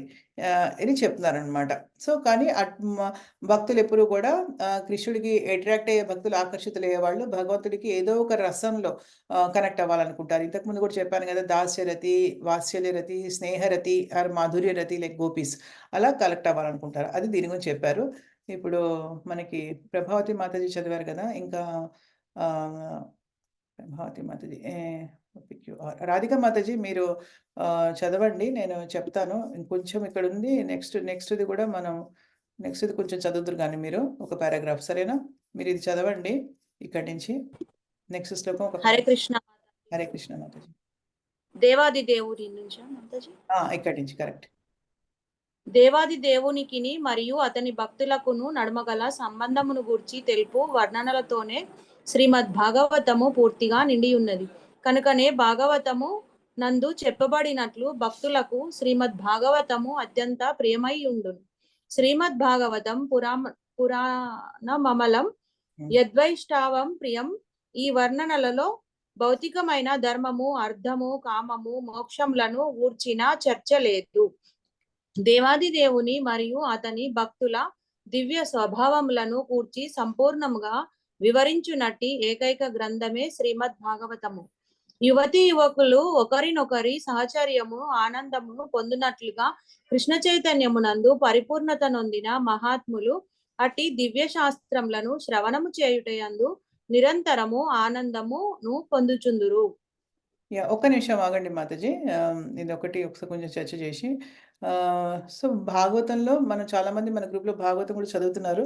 సో, భాగవతంలో మనకేంటంటే భగవంతుడికి, భక్తులకి ఉండే సంబంధాల గురించి చాలా చాలా చర్చలున్నాయి. దాంట్లో చాలా చాలా బావుంటుంది. అంటే వాళ్ళ యొక్క ప్రేమానురాగాలతో కూడినటువంటి చర్చ ఉంటుంది. వాళ్ళకి మధ్య బావుంటుంది చాలా. సో, అది చదువుతున్నప్పుడు భక్తులకు చాలా ప్రియమవుతుందది. ఎందుకంటే భగవంతుడికి, భక్తులకి మధ్య ఉండే సంబంధాల విషయాల్లో చాలా ఉదాహరణలు దానిలో ఉన్నాయి కాబట్టి, అది చదివినప్పుడు చాలా ఆనందంగా ఉంటుంది భక్తులకు కాబట్టి, దాని గురించి కూడా ఈ వర్ణనలో ఏంటంటే ధర్మార్థ కామ మోక్షాల గురించి ఎక్కువ లేదు భాగవతంలో. ఎందుకంటే అవన్నీ కూడా వేదాల్లో, పురాణాల్లో చెప్పబడింది. దానికి సంతృప్తి చెందలేదు వ్యాసదేవుడు ఎప్పుడు కూడా. అందుకనే మళ్ళీ భాగవతం అనేది రచించాల్సి వచ్చిందనమాట వ్యాసదేవుడికి. నారదుడి యొక్క సలహాతోటి. ఆధ్యాత్మిక గురువు నారదుడు ఆయనకి. సో, ఆయన సలహాతోటి మళ్ళీ భాగవతం చర్చించారు కాబట్టి దాంట్లో సంపూర్ణంగా చక్కగా భగవంతుడి యొక్క లీలలే ఉన్నాయన్నమాట. సో, దాన్ని చదివితే భక్తులు చాలా సంతోషిస్తారనమాట. సో, ఆహ్, దీంట్లో మనం ఇంకా చర్చించడానికి ఆల్రెడీ మనం చాలా చర్చించాం దీంట్లో. అయితే ఇక్కడ ఒక ఉదాహరణ ఇచ్చారు. ఏంటంటే యువతీ యువకులు ఎలా అయితే ఒకళ్ళ సాహచర్యంలో ఒకళ్ళు ఆనందం అనుభవిస్తారో పరిపూర్ణత కృష్ణ చైతన్య పరిపూర్ణత చెందిన వాళ్ళు దివ్య శాస్త్రాలు చదవడం ద్వారా వాళ్ళు ఆనందం పొందుతారు. అంటే ఇది భౌతికమైనటువంటి ప్రపంచంలో ఉన్న ఆనందానికి తోటి మనకి కంపేర్ చేయడానికి లేదనమాట. ఓకే. నెక్స్ట్ శ్లోకానికెళ్దాము. ఇంక నెక్స్ట్ శ్లోకంతోటి మనం ఆపుదాం ఈసారికి. ఇదొక్కటి చదివి ఇది చాలా మంచి ప్రసిద్ధి చెందినటువంటి శ్లోకము. తేషాం సతతయుక్తానాం భజతాం ప్రీతిపూర్వకం దదామి బుద్ధియోగంతం ఏన మామోపయాంతి తే. ఇవన్నీ భగవంతుడి ఈ 3 శ్లోకాలు. ఇప్పుడు ఇంతకుముందు ఈ శ్లోకము, ఇంతకుముందు 2 శ్లోకాలు చాలా చాలా ప్రసిద్ధి చెందినటువంటి శ్లోకాలనమాట. దీనిలో భగవంతుడు శుద్ధ భక్తి గురించి మాట్లాడుతున్నాడు. ప్యూర్ భక్తి గురించి అన్నమాట. ప్రేమతో నా సేవయందు నిరంతర ఆసక్తులే ఉండు వారికి నన్ను చేరగల బుద్ధి యోగాన్ని నేను ఒసుగుతానని భగవంతుడు క్లియర్‌గా చెప్తున్నారనమాట. అంటే నా యందు ఎవరైతే ప్రేమతో, ఆసక్తితో ఉంటారో వాళ్ళకి నేనే ఆ బుద్ధిని ప్రసాదిస్తానని భగవంతుడు మీదుగా చెప్పడం అనమాట. యాహ్! రాధికా మాతాజీ మీరు శ్లోకం, అనువాదం, భాష్యం కొంచెం చదవండి. మిగతాది రాజేశ్వరి మాతాజీ చదువుతారు. ఒక్క పారాగ్రాఫ్ చదవండి. సరేనా? తేషాం సతతయుక్తానాం భజతం ప్రీతిపూర్వకం దదామి బుద్ధియోగం తం ఏన మాభూపయాంతి తే. అనువాదము: ప్రేమతో నా సేవయందు నిరంతరాసక్తులై యుండువారికి నన్ను చేరగల బుద్ధియోగమును నేనొసగుదును. భాష్యము: ఈ శ్లోకమునందు బుద్ధియోగం అను పదము ఎంతో ప్రధానమైనది. ద్వితీయాధ్యాయమున శ్రీకృష్ణ భగవానుడు అర్జునకు ఉపదేశించుచు తాను అనేక విషయములను గూర్చి చర్చించుతుననియు మరియు ఇకపై బుద్ధియోగ విధానము ద్వారా కూడా బోధించుచున్నట్లు పలికియున్న విషయమును మనము ఇక్కడ గుర్తు చేసుకొనవచ్చును. ఇప్పుడు అట్టి బుద్ధియోగము ఇక్కడ వివరించబడుచున్నది. బుద్ధియోగము అనగా కృష్ణ చైతన్యముతో కర్మ చేయుట.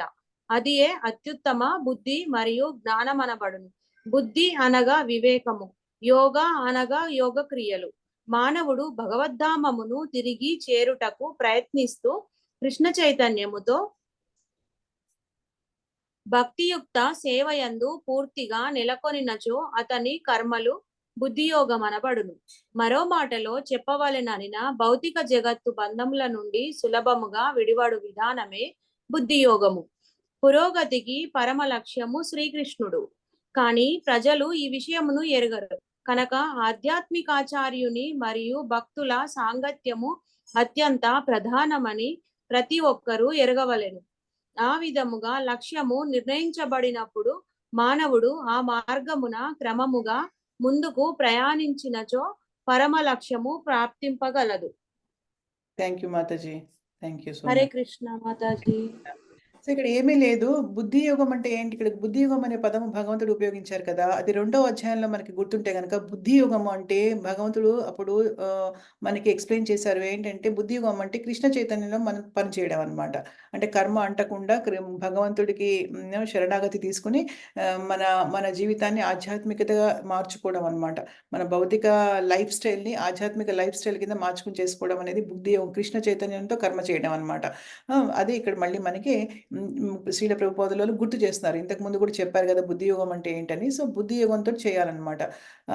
సో, ఎవరైతే భగవంతుడికి ఆసక్తులు అవుతారో వాళ్ళకి ఆ బుద్ధి, జ్ఞానం అనేది భగవంతుడే ఇస్తారు. ఎలా ఆయన్ని చేరుకోవాలనే విషయం ఇక్కడ చెప్పబడిందనమాట. రాజేశ్వరి మాతాజీ మీరు కూడా ఒకసారి శ్లోకం అనువాదం చదివి మిగతా భాష్యం ఫినిష్ అప్ చేయండి.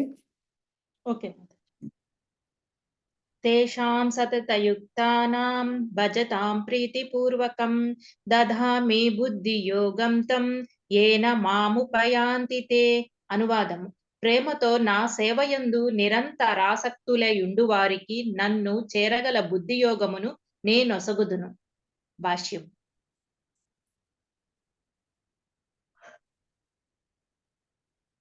మానవుడు జీవిత లక్ష్యమును ఎరిగినను తన కర్మ ఫలముల పట్ల ఆసక్తిని కలిగియున్నచో అతడు కర్మయోగమును అవలంబించు వాడగును. అట్లే అతడు శ్రీకృష్ణుడే గమ్యమని ఎరిగినను మానసిక కల్పనలచే శ్రీకృష్ణుని అవగాహన చేసుకొన యత్నించువాడు జ్ఞానయోగమును అవలంబించు వాడగును. అతడు తన గమ్యమును పూర్తిగా నెరిగి కృష్ణ చైతన్యమునందు భక్తియుక్త సేవ ద్వారా శ్రీకృష్ణుని పొందగోరినప్పుడు అతడు సంపూర్ణము మరియు సమగ్రమైన భక్తి యోగమును లేదా బుద్ధి యోగమును అవలంబించిన వాడగును. ఇదియే మానవ జీవితము యొక్క అత్యున్నత పరిపూర్ణ స్థితి. మానవుడు ఆధ్యాత్మికాచార్యుని పొందినను మరియు ఏదేని ఒక ఆధ్యాత్మిక సంస్థతో సంబంధమును కలిగియున్నను అతడు ఆధ్యాత్మికముగా పురోభివృద్ధిని సాధింపలేకపోయినచో ఎట్టి కష్టము లేకుండా అతడు చివరికి తనను చేరునట్లుగా శ్రీకృష్ణుడే అతనికి అంతరంగము నుండి ఆదేశములనిచ్చుచుండును. ఒక వ్యక్తి కృష్ణ చైతన్యమున సదా నెలకొని ప్రేమ మరియు భక్తులతో కూడి వివిధ సేవలను అందించుటయే అందులకు కావలసిన యోగ్యత. అతడు శ్రీకృష్ణుని కొరకే ఏదేని ఒక కార్యమును ప్రేమతో చేయుచుండవలెను. ఆత్మానుభూతి మార్గమునందు పురోగతిని సాధించుటకు కావలసిన బుద్ధిని భక్తుడు కలిగి లేకున్నను భక్తియుక్త సేవా కార్యములందు శ్రద్ధగా నెలకొనినచో భగవానుడే అతనికి పురోగతి సాధించుటకు మరియు అంత్యమున తనను చేరుటకు అవకాశమిచ్చును. హరే కృష్ణ మాతాజీ. జై. Thank you mataji. Thank you so much. So, ఇక్కడ ఈ పారాగ్రాఫ్‌లో ఏం చెప్తున్నారు అంటే రకరకాల యోగాల గురించి చెప్తున్నారనమాట. ఎవరైతే గనక జీవిత లక్ష్యం తెలుసుకుంటారో, తెలుసుకోరని కాదు, ఇక్కడ జీవిత లక్ష్యం ఏంటో తెలుసు. అయినా కూడా ఏంటంటే కర్మల పట్ల ఆసక్తి ఉంది ఇంకా. కర్మ ఫలాల పట్ల. అంటే కర్మ చేస్తాము. కానీ ఎక్స్‌పెక్టేషన్ ఆ ఫలాపేక్ష ఉంటుందనమాట. అంటే వచ్చే రిజల్ట్ మీద, ఫలితం మీద ఆసక్తి ఉంటుంది. అలాంటి వాళ్ళు కర్మయోగం అనుభవిస్తారు. తర్వాత రెండో వాళ్ళేంటి, శ్రీకృష్ణుడు గమ్యమని తెలుసు. కానీ ఏంటంటే మానసిక కల్పనలు చేసుకుంటారు. చేసుకోవడం ద్వారా ఒక రకమైన అండర్‌స్టాండింగ్‌కి వస్తారనమాట. వాళ్ళు జ్ఞానయోగాన్ని అవలంబిస్తూ ఉంటారు. కానీ భక్తుడు ఎప్పుడు కూడా ఏంటంటే సంపూర్ణంగా భక్తియుక్త సేవ ద్వారా వాళ్ళు భగవంతుడి గురించి చాలా చక్కగా ఒక సరైనటువంటి అవగాహనకొచ్చి సరైన పద్ధతిలో భగవంతుడిని సేవించి భక్తులు భగవంతుడికి సంతోషాన్ని కలిగిస్తారనమాట. వాళ్ళు బుద్ధి యోగాన్ని అవలంబించిన వాళ్ళు అవుతారు. అంటే కృష్ణ చైతన్యంలో కర్మ చేసుకునే వాళ్ళు అవుతారనమాట. ఇది అత్యున్నత పరిపూర్ణ స్థితి. భక్తి యోగం ఎప్పుడు కూడా హైయెస్టే కదా! సో, అదే చెప్తున్నారనమాట.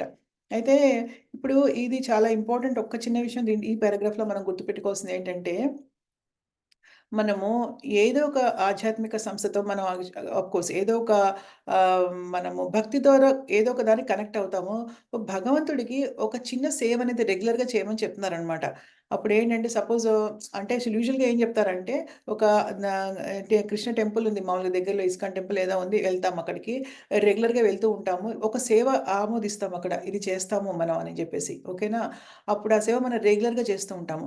మనకి ఎన్నో కోరికలు ఉండొచ్చు, ఎన్నో బలహీనతలు ఉండొచ్చు, ఏమైనా చేయొచ్చు. తర్వాత తెలుసు మనకి ఏంటంటే కృష్ణుడు అంతిమంగా అని తెలుసు. జ్ఞానమైతే ఉంది. కానీ ఆచరణ సమంగా లేదు. ఆ! కానీ కానీ మనకి అట్‌లీస్ట్ ఆసక్తి ఉంది, భగవంతుడంటే ఇష్టం ఉంది, ప్రేమ ఉంది కాబట్టి ఒక సర్వీస్, ఒక సేవ తీసుకున్నాం మనం. ఆ సేవ మనం టెంపుల్‌లో రెగ్యులర్‌గా చేస్తున్నాము. చేస్తున్నప్పుడు కృష్ణుడు ఏం చేస్తాడంటే ఆ సేవకి సంతృప్తి చెంది ఆయనే చూసుకుంటాడు ఇక మన విషయం. అన్ని ఆసక్తులు మనకి తగ్గించి, అన్ని బలహీనతల్ని జయించే శక్తి ఆయన ప్రసాదించి, ఆయన ఆ బుద్ధిని మనకి ప్రసాదిస్తాడు. ఆయన దగ్గరికి ఎలా వెళ్ళాలనేది ఆయనే చూసుకుంటాడనమాట. సో, ఇదొక చిన్న కిటుకు అనమాట. అందుకనే ఏంటంటే భక్తియుక్త సేవా కార్యక్రమాలందు మనం ఎప్పుడు కూడా మనం ఎంగేజ్ చేసుకోవాలి, నిమగ్నం చేసుకోవాలి. చేసుకుంటున్నప్పుడు ఒకటి మనం అందుకే నేను చెప్తాను, ఇప్పుడు చాంటింగ్ చేస్తున్నారా, 4 రౌండ్స్ పెట్టుకున్నారా, రెగ్యులర్‌గా ప్రతిరోజు ఒకరోజు కూడా మానకుండా 4 రౌండ్స్ చేయండి. అది కృష్ణుడిని ఆకర్షిస్తుంది. ఒకటనమాట. లేదు పొద్దున్నే కృష్ణుడికి ఏదైనా నైవేద్యం చేసి పెడుతున్నారా, స్పెషల్‌గా పోనీ నేను ఎలాగో ఇంకా మా నియమాలు ఎక్కువ పాటించట్లేదు కాబట్టి ప్రతిరోజు నేను ఏదైనా చేసి స్వయంగా నా చేతులతోటి దానికి ఒక గిన్నె సెపరేట్‌గా పెట్టుకొని భగవంతుడి కోసం ఆ గిన్నె, ఆ కుకింగ్ వెజల్స్ అంటే వంట చేసే గిన్నెలు ఒక సెపరేట్‌గా పెట్టుకుందాము. భగవంతుడికి నా నా చేతులతో కొంచెం ఏదైనా చేసి ప్రతిరోజు నేను కృష్ణుడికి దీపం పెట్టి, పిక్చర్ ఉన్నా పర్వాలేదు, ఫోటో ఉన్నా పర్వాలేదు, పెట్టి దీపం పెట్టి నేను కృష్ణుడికి ఇది నేను ప్రేమగా చేసి నేను ఓ ఉప్మాయో, ఓ పూరియో ఏదో ఒక బ్రేక్‌ఫాస్ట్ అట్‌లీస్ట్ చేసి అంటే కొన్ని నియమాలు పాటిస్తూ దానికి అట్‌లీస్ట్ అదొక్కటి రోజులో నేను అదొక్కటి. ఎంత ఈజీ అండి చేయడం నిజంగా. అంటే ఆనియన్, గార్లిక్ అన్ని పక్కన పెట్టి, ఎందుకంటే అవన్నీ వేసి మనం కృష్ణుడికి ఆఫర్ చేయలేము.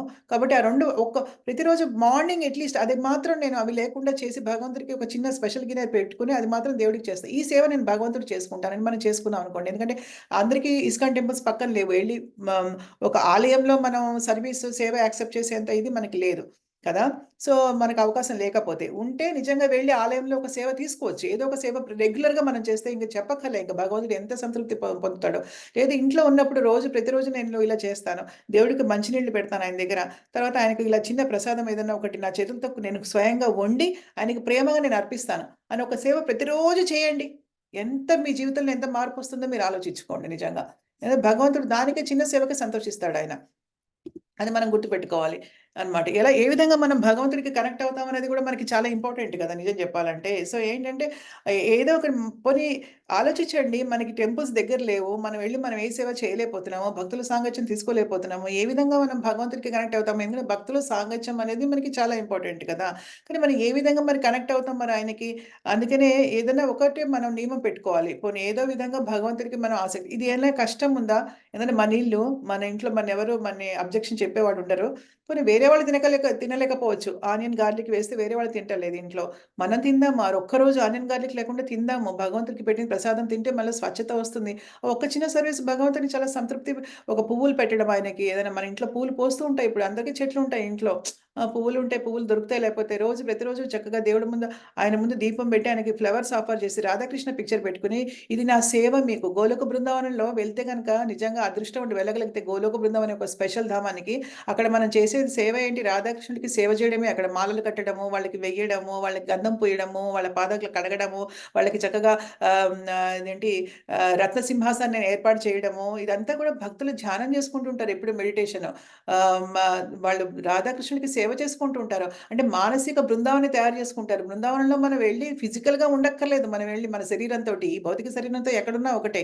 కానీ వెళ్ళే అవకాశం ఉంటే ఉండొచ్చు. లేకపోతే మనం ఎక్కడున్నా కూడా మన మనసుని బృందావనం చేసుకోవాలి. భగవంతుడికి సేవ చేస్తున్నట్టుగా భావన పొందాలి. అప్పుడే కదా మనము ఇక్కడ చేసే పని అక్కడ చేస్తాం. ఇక్కడ మనం చేయలేకపోతే అక్కడికి ఎలా మన ఎంట్రీలోకి ఎలా అనుమతిస్తారక్కడ?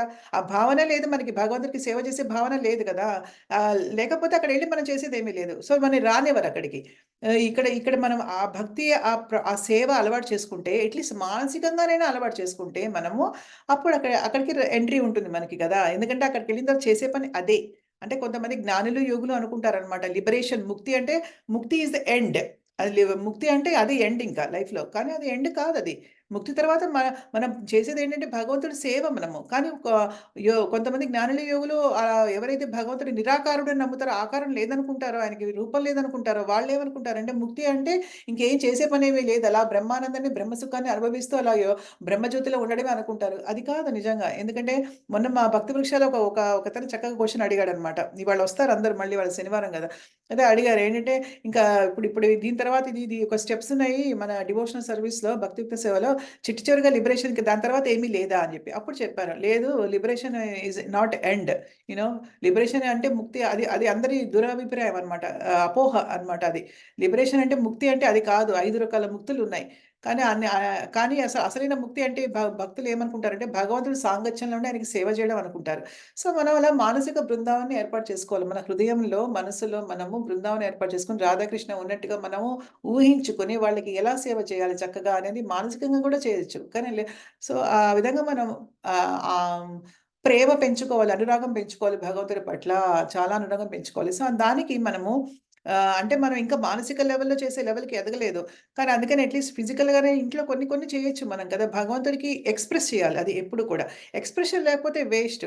ఎక్స్‌ప్రెస్ అంటే ఏంటి? మనం వ్యక్తపరచాలి. ఆ వ్యక్తీకరణ అనేది లేకపోతే భగవంతుడు కూడా ఎలా మనం భగవంతుడి గురించి మాట్లాడము ఎవరి దగ్గర. ఎందుకంటే ఏమైనా అనుకుంటారేమో అని భయము. అంటే మనం భక్తిలో ఉన్నాము. మనకి కొంచెం మొహమాటంగా ఉంటుందనమాట. ఎవరి దగ్గరికైనా ఎళ్తే మనం మామూలు విషయాలే మాట్లాడడానికి ప్రయత్నిస్తాం. భక్తి గురించి, సృష్టి గురించి మాట్లాడడానికి భయం మనకి. ఏమైనా అనుకుంటే అలా వ్యక్తీకరించలేకపోతున్నాము. సేవ ద్వారా వ్యక్తీకరించలేకపోతున్నాం మనము. ఆ! త్యాగాలేమైనా చేస్తున్నామా ఆయన గురించి? త్యాగాల ద్వారా మనమేం ఏం త్యాగం లేదు మనకి. ఎందుకంటే మనం ఇంతే చేయగలుగుతాం ఈ జన్మకి అనుకుంటాం చాలామంది. అంతే ఇంతే చేయగలుగుతాం. ఇంతకంటే లేదు మనకి ప్రాప్తం అనుకుంటాం గదా! కానీ దేర్ ఆర్ వేస్. ఉన్నాయి పద్ధతులు. భగవంతుడిని మెప్పించే పద్ధతులున్నాయి. భగవంతుడు మనకి సహకరించే పద్ధతులున్నాయి. ఆయన మన మీద కృప చూపించే పద్ధతులున్నాయి కొన్ని. నేను ఇప్పుడు చెప్పినట్టుగా. ఒక్కరోజు ఒక్క ఆస్టరిటీ పెట్టుకోండి దేవుడికి. చూడండి మీలో భగవంతుడు ఎంత మార్పు తీసుకొస్తాడో నిజంగా. లేదు నేను దేవుడి కోసం ఇన్ని చేసుకుంటున్నాం. ఫ్యామిలీ కోసం అవి వండుతున్నాం, ఇవి వండుతున్నాం. అబ్బబ్బా! పొద్దున్న లేచిన దగ్గర నుంచి రాత్రి వరకు వంటలే చేస్తున్నాం అన్నీ. రకరకాలు చేస్తున్నాం గదా! ఒక చిన్న ఆల్తార్ అంటారు. ఆల్తార్ అంటే ఒక చిన్న వేదిక భగవంతుడి కోసం మనం సెపరేట్‌గా అరేంజ్ చేసుకోవచ్చు. మన మన ఫ్యామిలీ మెంబర్స్ ఒప్పుకోకపోతే దట్స్ ఫైన్. మనం మన మన మన ఎవరు నో చెప్పరు. నాకు తెలిసి ఏ ఫ్యామిలీ మెంబర్ కూడా నో చెప్పరు. మనం ఒక చిన్న దేవుడి పటాన్ని మనం సెపరేట్‌గా మనం ఒక ఆల్తార్ పెట్టుకున్నాం కృష్ణుడికి అంటే రాధాకృష్ణ పిక్చర్ పెట్టుకొని అక్కడ మేము చేసుకుంటాం సేవ అంటే ఎవరు నో చెప్పరు.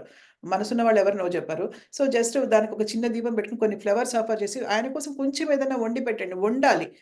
రెడీమేడ్‌వి పెట్టడం కాదు. ఫ్రూట్స్ పెడతాము అది సరే. ఫ్రూట్స్ కాదు. మనం వండితేనే కదా మన ఎఫెక్షన్ తెలుస్తుంది ఆయనకి. ఎలా ఎక్స్‌ప్రెస్ చేస్తాం మన అనురాగం? ఎలా ఆయన అనుగ్రహం పొందుతాం గదా! సో, ఇది ఒక వాల్యుబుల్ జీవితం మనకి. ఒక మానవ జీవితం అనేది చాలా చాలా విలువైన జీవితం మళ్ళీ. ఇది మనకి ఇప్పుడు అవకాశం వచ్చింది. భగవంతుడి గురించి వినడానికి, అర్థం చేసుకోవడానికి, ఆయన పట్ల అవగాహన పెంచుకోవడానికి, ఆయన మీద అనురాగం చూపించడానికి ఒక అవకాశం భగవంతుడంతట భగవంతుడు ఇస్తే వచ్చింది. అయితే నేనెక్కడ ఉన్నాను, మీరెక్కడ ఉన్నారు, ఏ విధంగా కనెక్షన్ జరిగింది, మీరు ఒక్కొక్కళ్ళు కూడా ఒక్కొక్క చోట ఉన్నారు నిజం చెప్పాలంటే. కానీ ఎలా దాన్ని తీసుకొచ్చి మీకు కనెక్ట్ చేశాడు భగవంతుడు? ఎందుకు నన్ను నేనిక్కడ చాలా బిజీగానే ఉన్నాను. నేను ఇంకా ఉంటే నేను ఇంకా చదువుకోవాలి నాకు ఆతృత నన్ను తినేస్తూ ఉంటుందసలు. కానీ నాకు నా టైంని మీకు ఇప్పిస్తున్నాడు భగవంతుడు. అంటే ఆయన ఎందుకు ఇప్పిస్తున్నాడు ఆయన అంటే ఆయనకి ఎంత ప్రేమ ఉందో అర్థం చేసుకోండి. కానీ రెసిప్రొకేషన్ ఎక్కడుంది మన దగ్గర? అంటే ప్రతిస్పందన. దేనికైనా ఒక స్పందన ఉండాలి గదా!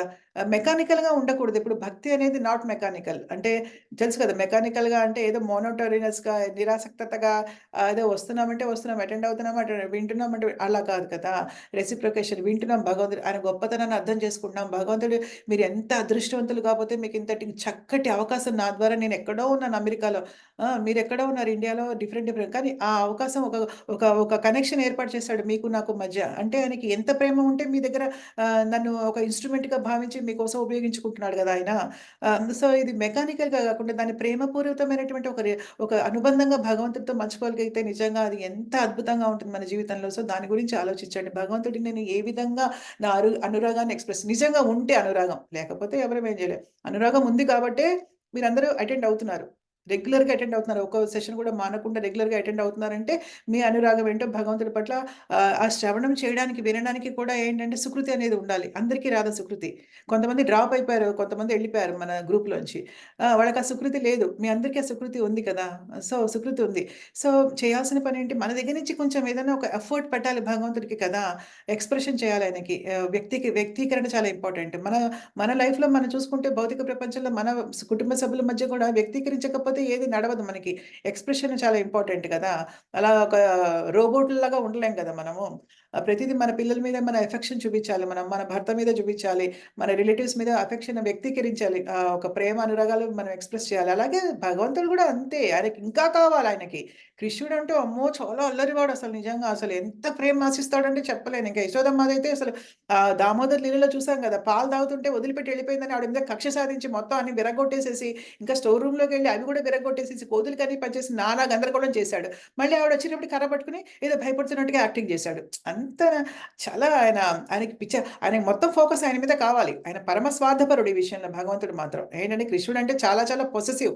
అంటే ఏంటి పొసెసివ్ అంటే తెలుగులో ఏమంటారో నాకు తెలీదు గానీ ఆయనకి చాలా తనని చూడాలి. తనతోనే మాట్లాడాలి. తనతో గడపాలి. ఆ విధంగా ఉండే కృష్ణుడు ఎంత చాలా బావుంటుంది ఆయనతో సో, ఆయనకి చాలా మన ప్రేమ అవసరం కాబట్టి మనం ఏదో ఒక రూపంలో ఆయనకి మన ప్రేమ వ్యక్తీకరించి ఈరోజు లాస్ట్ శ్లోకంలో మనం చెప్పుకునే మెసేజ్ ఏంటంటే ఒక్క సేవ ఆయన్ని సంతృప్తిపరచగలిగే ఒక్క సేవ మనం రోజు చేసుకుంటే ఈ జన్మలో కాకపోయినా గూడా నెక్స్ట్ జన్మలో మళ్ళీ మనం డివోటీ ఫ్యామిలీలో పుట్టి నిజంగా. అంటే భక్తుల యొక్క కుటుంబంలో మనం పుడితే మనకి ఇప్పుడు మనం ఏదైతే బలహీనతల్ని జయించలేకపోతున్నామో కొన్నిటిని, అవేమీ ఉండవు భక్తుల ఫ్యామిలీలో పుడితే. కదా! ఇప్పుడు మా పిల్లోడు పుట్టాడు మా ఫ్యామిలీలో. ఓకేనా! అప్పుడు మేము కృష్ణ చైతన్యం స్టార్ట్ చేశాము.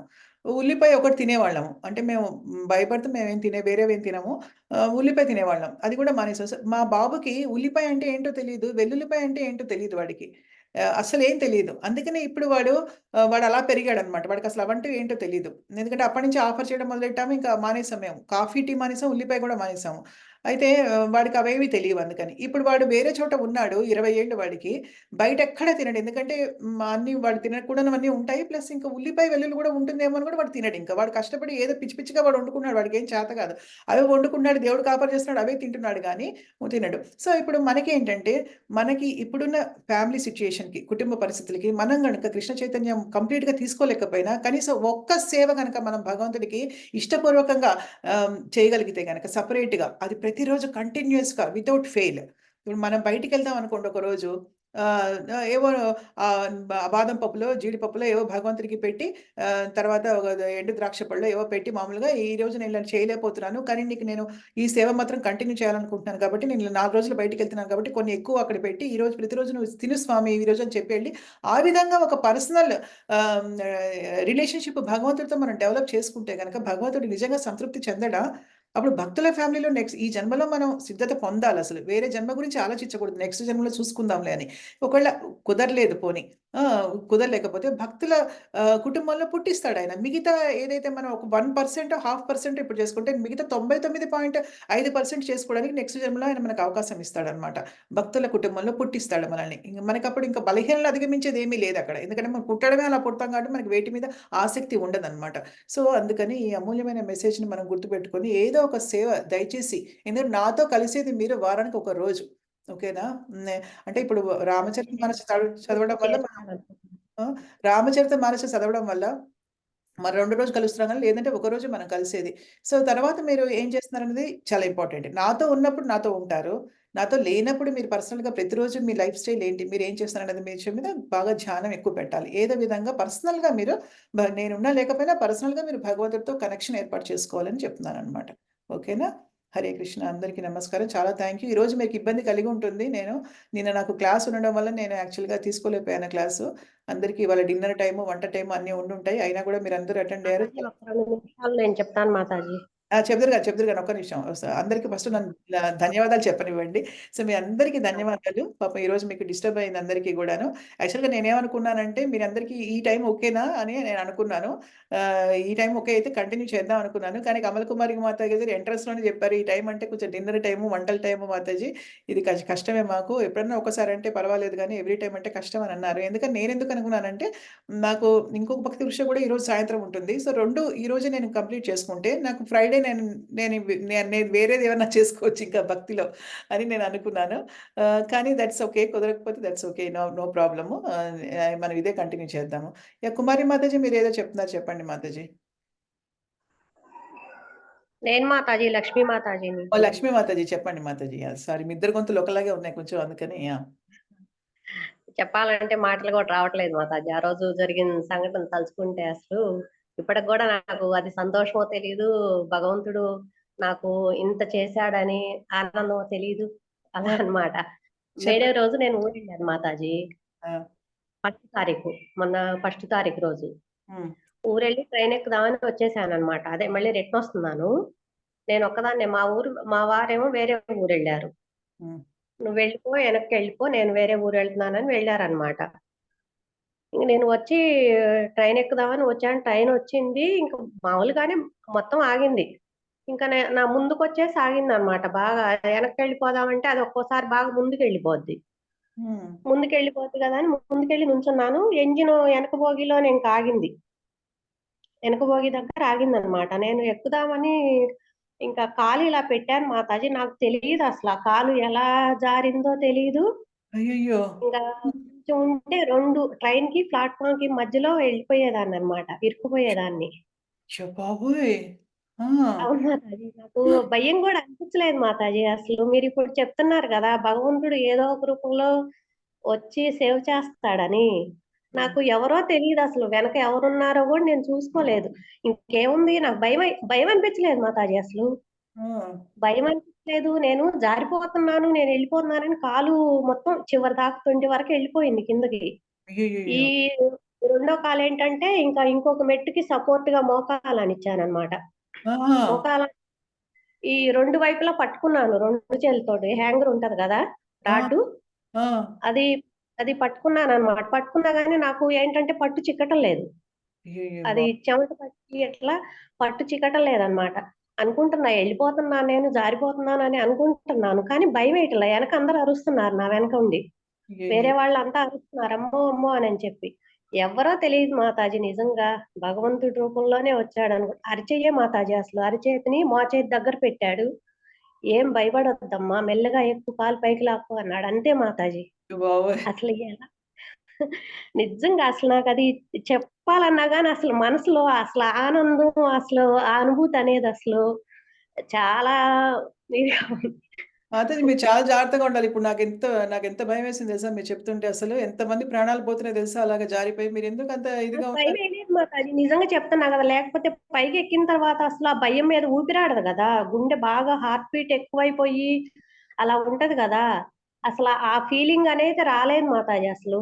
నేను మామూలుగా నేను కాలు పైకి లాక్కొని అతను అసలు అరిచెయ్యి నాకు చెయ్యి గూడా పట్టుకోలేదసలు.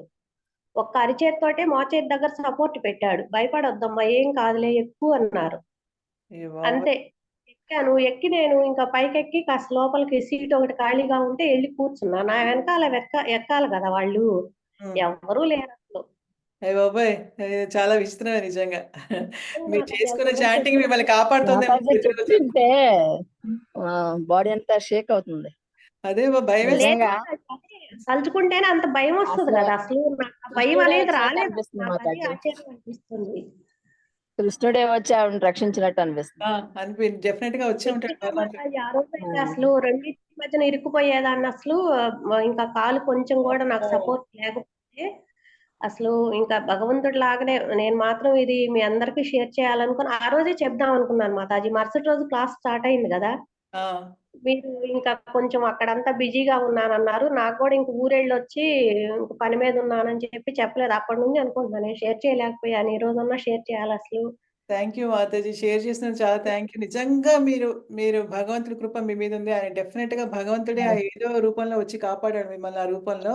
కానీ దయచేసి నిజంగా మీరు అవును. మాత్రం ఈసారి నుంచి ప్లీజ్ అందరూ ఆవిడే కాదు మీరందరూ కూడా ప్లీజ్ మీరు జాగ్రత్తగా ఉండండి ప్లీజ్. ఎందుకంటే ఇలా ట్రైన్‌లో ఇలా చాలా చాలా మీ జర్నీలు అందరూ చేస్తూ ఉంటారు. ప్లీజ్ జాగ్రత్త మాతాజీ. తీసుకోండి. యాహ్! చాలా అసలు నాకు ముందు మెయిన్ భయమేయలేదనమాట. అది నాకు ఎవరో అసలు నాకు తెలియకుండానే ఆ భయం భయపడొద్దమ్మా కూడా మెల్లిగా వేయకుండా మాతాజీ ఆ భయం కూడా వేయకుండా భగవంతుడే మరి అలా కాపాడినట్టున్నాడు మిమ్మల్ని. లేకపోతే ఇంకొకళ్ళు లేకపోతే భయమేస్తే చాలా భయం వల్ల కూడా పడిపోతారు. ఇంకా కాస్త ఎక్కువ పడిపోతారు నాలాంటి వాళ్ళైతే. నావంతులు ఇంకా కాస్త అవును మాత, జారిపోతాను. భగవంతుడే కాపాడు. ఈ యాహ్! నిజంగా నేను భగవంతుడే అసలు కాపాడాడు బాబోయ్! అసలు. లేకపోతే అసలు బతికున్న వాళ్ళు మర్చిపోలేను మాతాజీ అది మాత్రం. నాకు ఆ భగవంతుడే ఉండి నేను మళ్ళీ ఏం చేయలేను కూడా. పడి పడి సేవలు చేయటం అయి కూడా నాకు చేత కాదు. వింటాను కొంచెం. నా వరకు నేను మనసులో ఏదో ఒక విధంగా కూడా అనుకుంటానే ఉంటానన్నమాట. ఏదన్నా పని మీద ఎవరితోటన్నా మాట్లాడుతున్నా గానీ నా మనసులో ధ్యాసంతా భగవంతుడి మీదే ఉంటది. అది. అందుకే మనసునెప్పుడు గూడా మనము పవిత్రం జేసుకోవాలి. బయట ఎక్స్‌టర్నల్‌గా బహిరంగంగా మనం ఏం చేయలేం. మనసుని మాత్రం మనం ఇచ్చేయాలి. కృష్ణుడికి ఇచ్చేయాలి మనసు మాత్రం. మన హృదయాన్ని, మనసుని మాత్రం కృష్ణుడికి తప్పితే ఇంకెవ్వరికీ ఇవ్వక్కర్లేదు. ఎవరికీ ఇవ్వక్కర్లేదు. ఎంతవరకు ధర్మం చేయాలో అంతవరకు చేయాలి.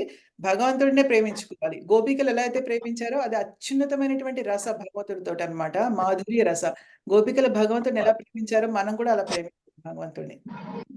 Thank you. చాలా చాలా థాంక్ యూ. ఇదిగా చాలా సంతోషంగా ఉంది. మిమ్మల్ని భగవంతుడు ప్రొటెక్ట్ చేశాడు మాతాజీ. ఎప్పుడు గూడా మీ మనస్సుని ఎప్పుడు గూడా భగవంతుడికిలోనే పెట్టుకోండి. ఆయననే ధ్యానించుకుంటూ ఉండండి. అందరూ కూడా ప్లీజ్ దయచేసి జాగ్రత్తగా ఉండండి. మీరెక్కడికెళ్ళినా ఏం ఎళ్ళినా గూడా చాలా జాగ్రత్తగా వెళ్ళండి. రాత్రిపూట కార్‌లలో వాటిలో ఎక్కడ ప్రయాణం చేయకండి. వీలైతే సాయంత్రమే బయలుదేరి రాత్రి లోపల వెళ్ళిపోండి. ప్లీజ్ అందరూ గూడా జాగ్రత్తగా ఉండండి. ఎందుకంటే నేను మీ అందరికి శ్రేయోభిలాషిని. మీ అందరి మంచి కోరుకుంటున్నారు. మీరందరూ కూడా చాలా ఆరోగ్యంగా, ఆనందంగా, సంతోషంగా, మనశ్శాంతిగా ఇటువంటి ప్రాబ్లమ్స్ అన్ని సాల్వ్ అయ్యి మనశ్శాంతిగా ఉండి కృష్ణ భగవంతుడిని ధ్యానం మనశ్శాంతిగా చేసుకోవాలని నేను మీ అందరి గురించి ప్రేరిస్తున్నాను. ఒక నిమిషము నేను రికార్డ్ మాతాజీ ఒక చిన్న డౌట్ ఉంది మాతాజీ. చెప్పండి మాతాజీ. ఇప్పుడు చెప్పారు కదా మాతాజీ, మనం ఇప్పుడు భగవంతునికి నట్స్ కానీ ఏమన్నా ఫేవర్ చేసినప్పుడు ఉమ్. మనం ఏదైనా ఊరెళ్తే పెట్టలేకపోతే ఆ నెక్స్ట్ డే ఆ తర్వాత రోజులు కూడా ముందే పెట్టేయచ్చు అని చెప్పారు కదా. అంటే పాడవనివి ఏమైనా ఉంటాయి కదా, ఇప్పుడు బాదం పప్పులు, ఆ, జీడిపప్పులు. అలాగే అలాగే అలా పెట్టినట్టే చాంటింగ్ కూడా ఇవాళ 8 రౌండ్లు చేయలేకపోయాను, 4 రౌండ్లు చేసి నెక్స్ట్ డే ఈ 4 రౌండ్లు దాంట్లో చేయొచ్చు కదా మరి అని డౌట్. చాంటింగ్ అలా చేయడానికి లేదు. ఎందుకంటే మనకి చాంటింగ్ ఏ రోజుది ఆ రోజుదే. కానీ కొంతమంది భక్తులేంటంటే ఈరోజు ఇలా ఇప్పుడు మనకి దీక్ష తీసుకునే వరకు మనం ఏదైనా చేసుకోవచ్చు. కానీ ఒకసారి దీక్ష తీసుకున్న తర్వాత మాత్రం మనం మన ఆధ్యాత్మిక గురువుకి మనం ఒక ప్రామిస్ చేస్తాం గదా! ఏంటంటే రోజుకి 16 రౌండ్లు చేస్తాము అని. అప్పుడు మాత్రం ఎందుకంటే అది ఇంకా ఇప్పుడు మనకి మనం కొన్ని ప్రామిస్‌లు ఆయనకి చేస్తాం గాబట్టి, ఆ ప్రామిస్‌లకి అనుగుణంగా ఆయన ఇది మనకుంటుంది అనుగ్రహం కదా! సో, మనం ఎవరికైనా ప్రామిస్ ఇస్తే నిలబెట్టుకోవాలి కాబట్టి అప్పుడు దీక్ష తీసుకున్నప్పుడు తప్పదు మాతాజీ, 16 తప్పదు. రౌండ్లు కంపల్సరీ చేయాల్సిందే, అది చేయాల్సిందే. నియమము. ఆ! ఇప్పుడు మాలాంటి వాళ్ళు ఉన్నాం అనుకోండి, మేము ఇలాంటి వాళ్ళు 8 ఉంటే రౌండ్లు పర్వాలేదిప్పుడు. అనుకుంటున్నాం. ఈరోజు మీరు 8 రౌండ్లు చేశారు. రేపు 4 రౌండ్లే చేయగలిగారు. సో, ఆ 4 రౌండ్లు ఆ నెక్స్ట్ రోజు 8+4 నెక్స్ట్ డే 12 చేశారనుకోండి. అలా దట్స్ ఓకే. కానీ ఒక హాబిట్ కింద ఆ, చేసుకోకూడదు. దాన్ని అలా అలవాటయిపోతుంది. మోస్ట్‌లీ అంటే హ్యాబిట్ కింద కాదు మాతాజీ, ఎప్పుడన్నా అట్లా అయినప్పుడు ఆ! హ్మ్. చేయలేకపోయినప్పుడు నెక్స్ట్ కూడా దాంట్లో కలిపేసి చేయొచ్చు అని. చేయొచ్చు. చేయొచ్చు. తప్పకుండా చేయొచ్చు చేయొచ్చు. కదా. ఆ ఉద్దేశం రావడమే ఓకే. చాలా గ్రేట్ నిజం చెప్పాలంటే. ఎందుకంటే కవర్ చేద్దాము, ఇంతకుముందు చేయలేని రౌండ్స్ కవర్ చేద్దామని. అయితే దీక్ష తీసుకున్న తర్వాత కూడా ఎప్పుడన్నా మరీ ఇంకా ప్రతికూల పరిస్థితులు ఏర్పడితే గనక ఎవరైనా చేయలేకపోయినప్పుడు ఏం చేస్తారంటే 16 చేయాలి కదా! ఒకరోజు 14 చేయగలుగుతారు. ఒక 2 చేయలేకపోతారు. అప్పుడు ఏం చేస్తారంటే నెక్స్ట్ డే దానికి 4 డబుల్ రౌండ్స్ చేస్తారనమాట. మామూలు వాళ్ళు 16 ఓకే. చేయడమే ఓకే. ఆ! 16 చేయడమే కాకుండా ఆ 2 రౌండ్‌లు మిస్ అయిన వాటికి ప్రతిఫలంగా డబుల్ రౌండ్‌లు చేయడం అనేది కొంతమంది చేస్తారు డివోటీస్ అన్నమాట. ఆ! ఓకే మాతాజీ, అర్థమైంది. అర్థమైందా? Thank you mataji. హరే కృష్ణ. హరే కృష్ణ. కానీ అందరూ ఆలోచించండి దయచేసి ఒక విషయము. శ్రీకృష్ణుడికి మీరేదైనా ఒక సేవ పెట్టుకోండి రోజుకి. ప్రత్యే కుదురుతుంది ఇది. ఇప్పుడు నేను చెప్పిందైతే కుదురుతుంది ఎవరికైనా. ఒక గిన్నె సెపరేట్‌గా పెట్టుకొని అంటే మాంసాహారం అవన్నీ వండిన గిన్నెలు కాకుండా ఒక గిన్నె ఆయన కోసం చిన్న గిన్నె కొనుక్కుంటారు కదా! ఉప్మాయో ఏదో ఒకటి ఆయనకి అటుకులు ఉప్మాయో లేకపోతే మామూలు రవ్వ ఉప్మాయో లేకపోతే ఒక చిన్న కొంచెం పాయసమో ఆయనకి కొంచెం రవ్వ లడ్డూనో కొంచెము సూజీ హల్వానో అదే ఏంటంటారు దానికి హల్వా మామూలుగా రవ్వ హల్వా ఉంటుంది కదా! అది ఆ రవ్వ హల్వానో ఏదో కొంచెం దేవుడి మటుకు ఒక చిన్న బుజ్జి గిన్నెలో కృష్ణుడికి ముద్దుగా ఉంటాడు. ఒక చిన్న బుజ్జి గిన్నె సరిపోతుంది ఆయనకి కదా! దాంట్లో ప్రతిరోజు చక్కగా పెట్టండి. కృష్ణుడికి ప్రేమగా చెప్పుకోండి. అందరూ ప్రేమించండి. ప్రేమగా మాట్లాడుకోండి కృష్ణుడితోటి. అవి ఒక్క సర్వీస్ చేసేయండి భగవంతుడికి. నిజంగా చెప్తున్నాను. చాంటింగ్ చేసుకుంటున్నారు. కానీ చాంటింగ్ అద్భుతంగా చేసి కృష్ణుడిని మెప్పించే స్టేజ్‌లో మనం లేము. అంత లెవెల్ మనకింకా లేదు కాబట్టి ఇది కూడా చెప్పాను కదా! ఒక సర్వీస్ యాడ్ అవుతూ ఉంటుంది మనకి. సరే ఆలోచించండి. ఈ సర్వీస్ ఎంతమంది మొదలెట్టారో నాకు నెక్స్ట్ వీక్ చెప్పండి. ఓకేనా? ఇంకొక విషయం మీతో నేను మాట్లాడాలి. ఒకసారి నేను రికార్డింగ్ మర్చిపోయాను స్టాప్ చేయడం కాబట్టి ఇప్పుడు మధ్యలో సడెన్‌గా ఆపలేను కాబట్టి ఇప్పుడు ఆపుతున్నాను రికార్డింగ్. మనం ఇంకొక విషయం మాట్లాడాలి మీతోటి.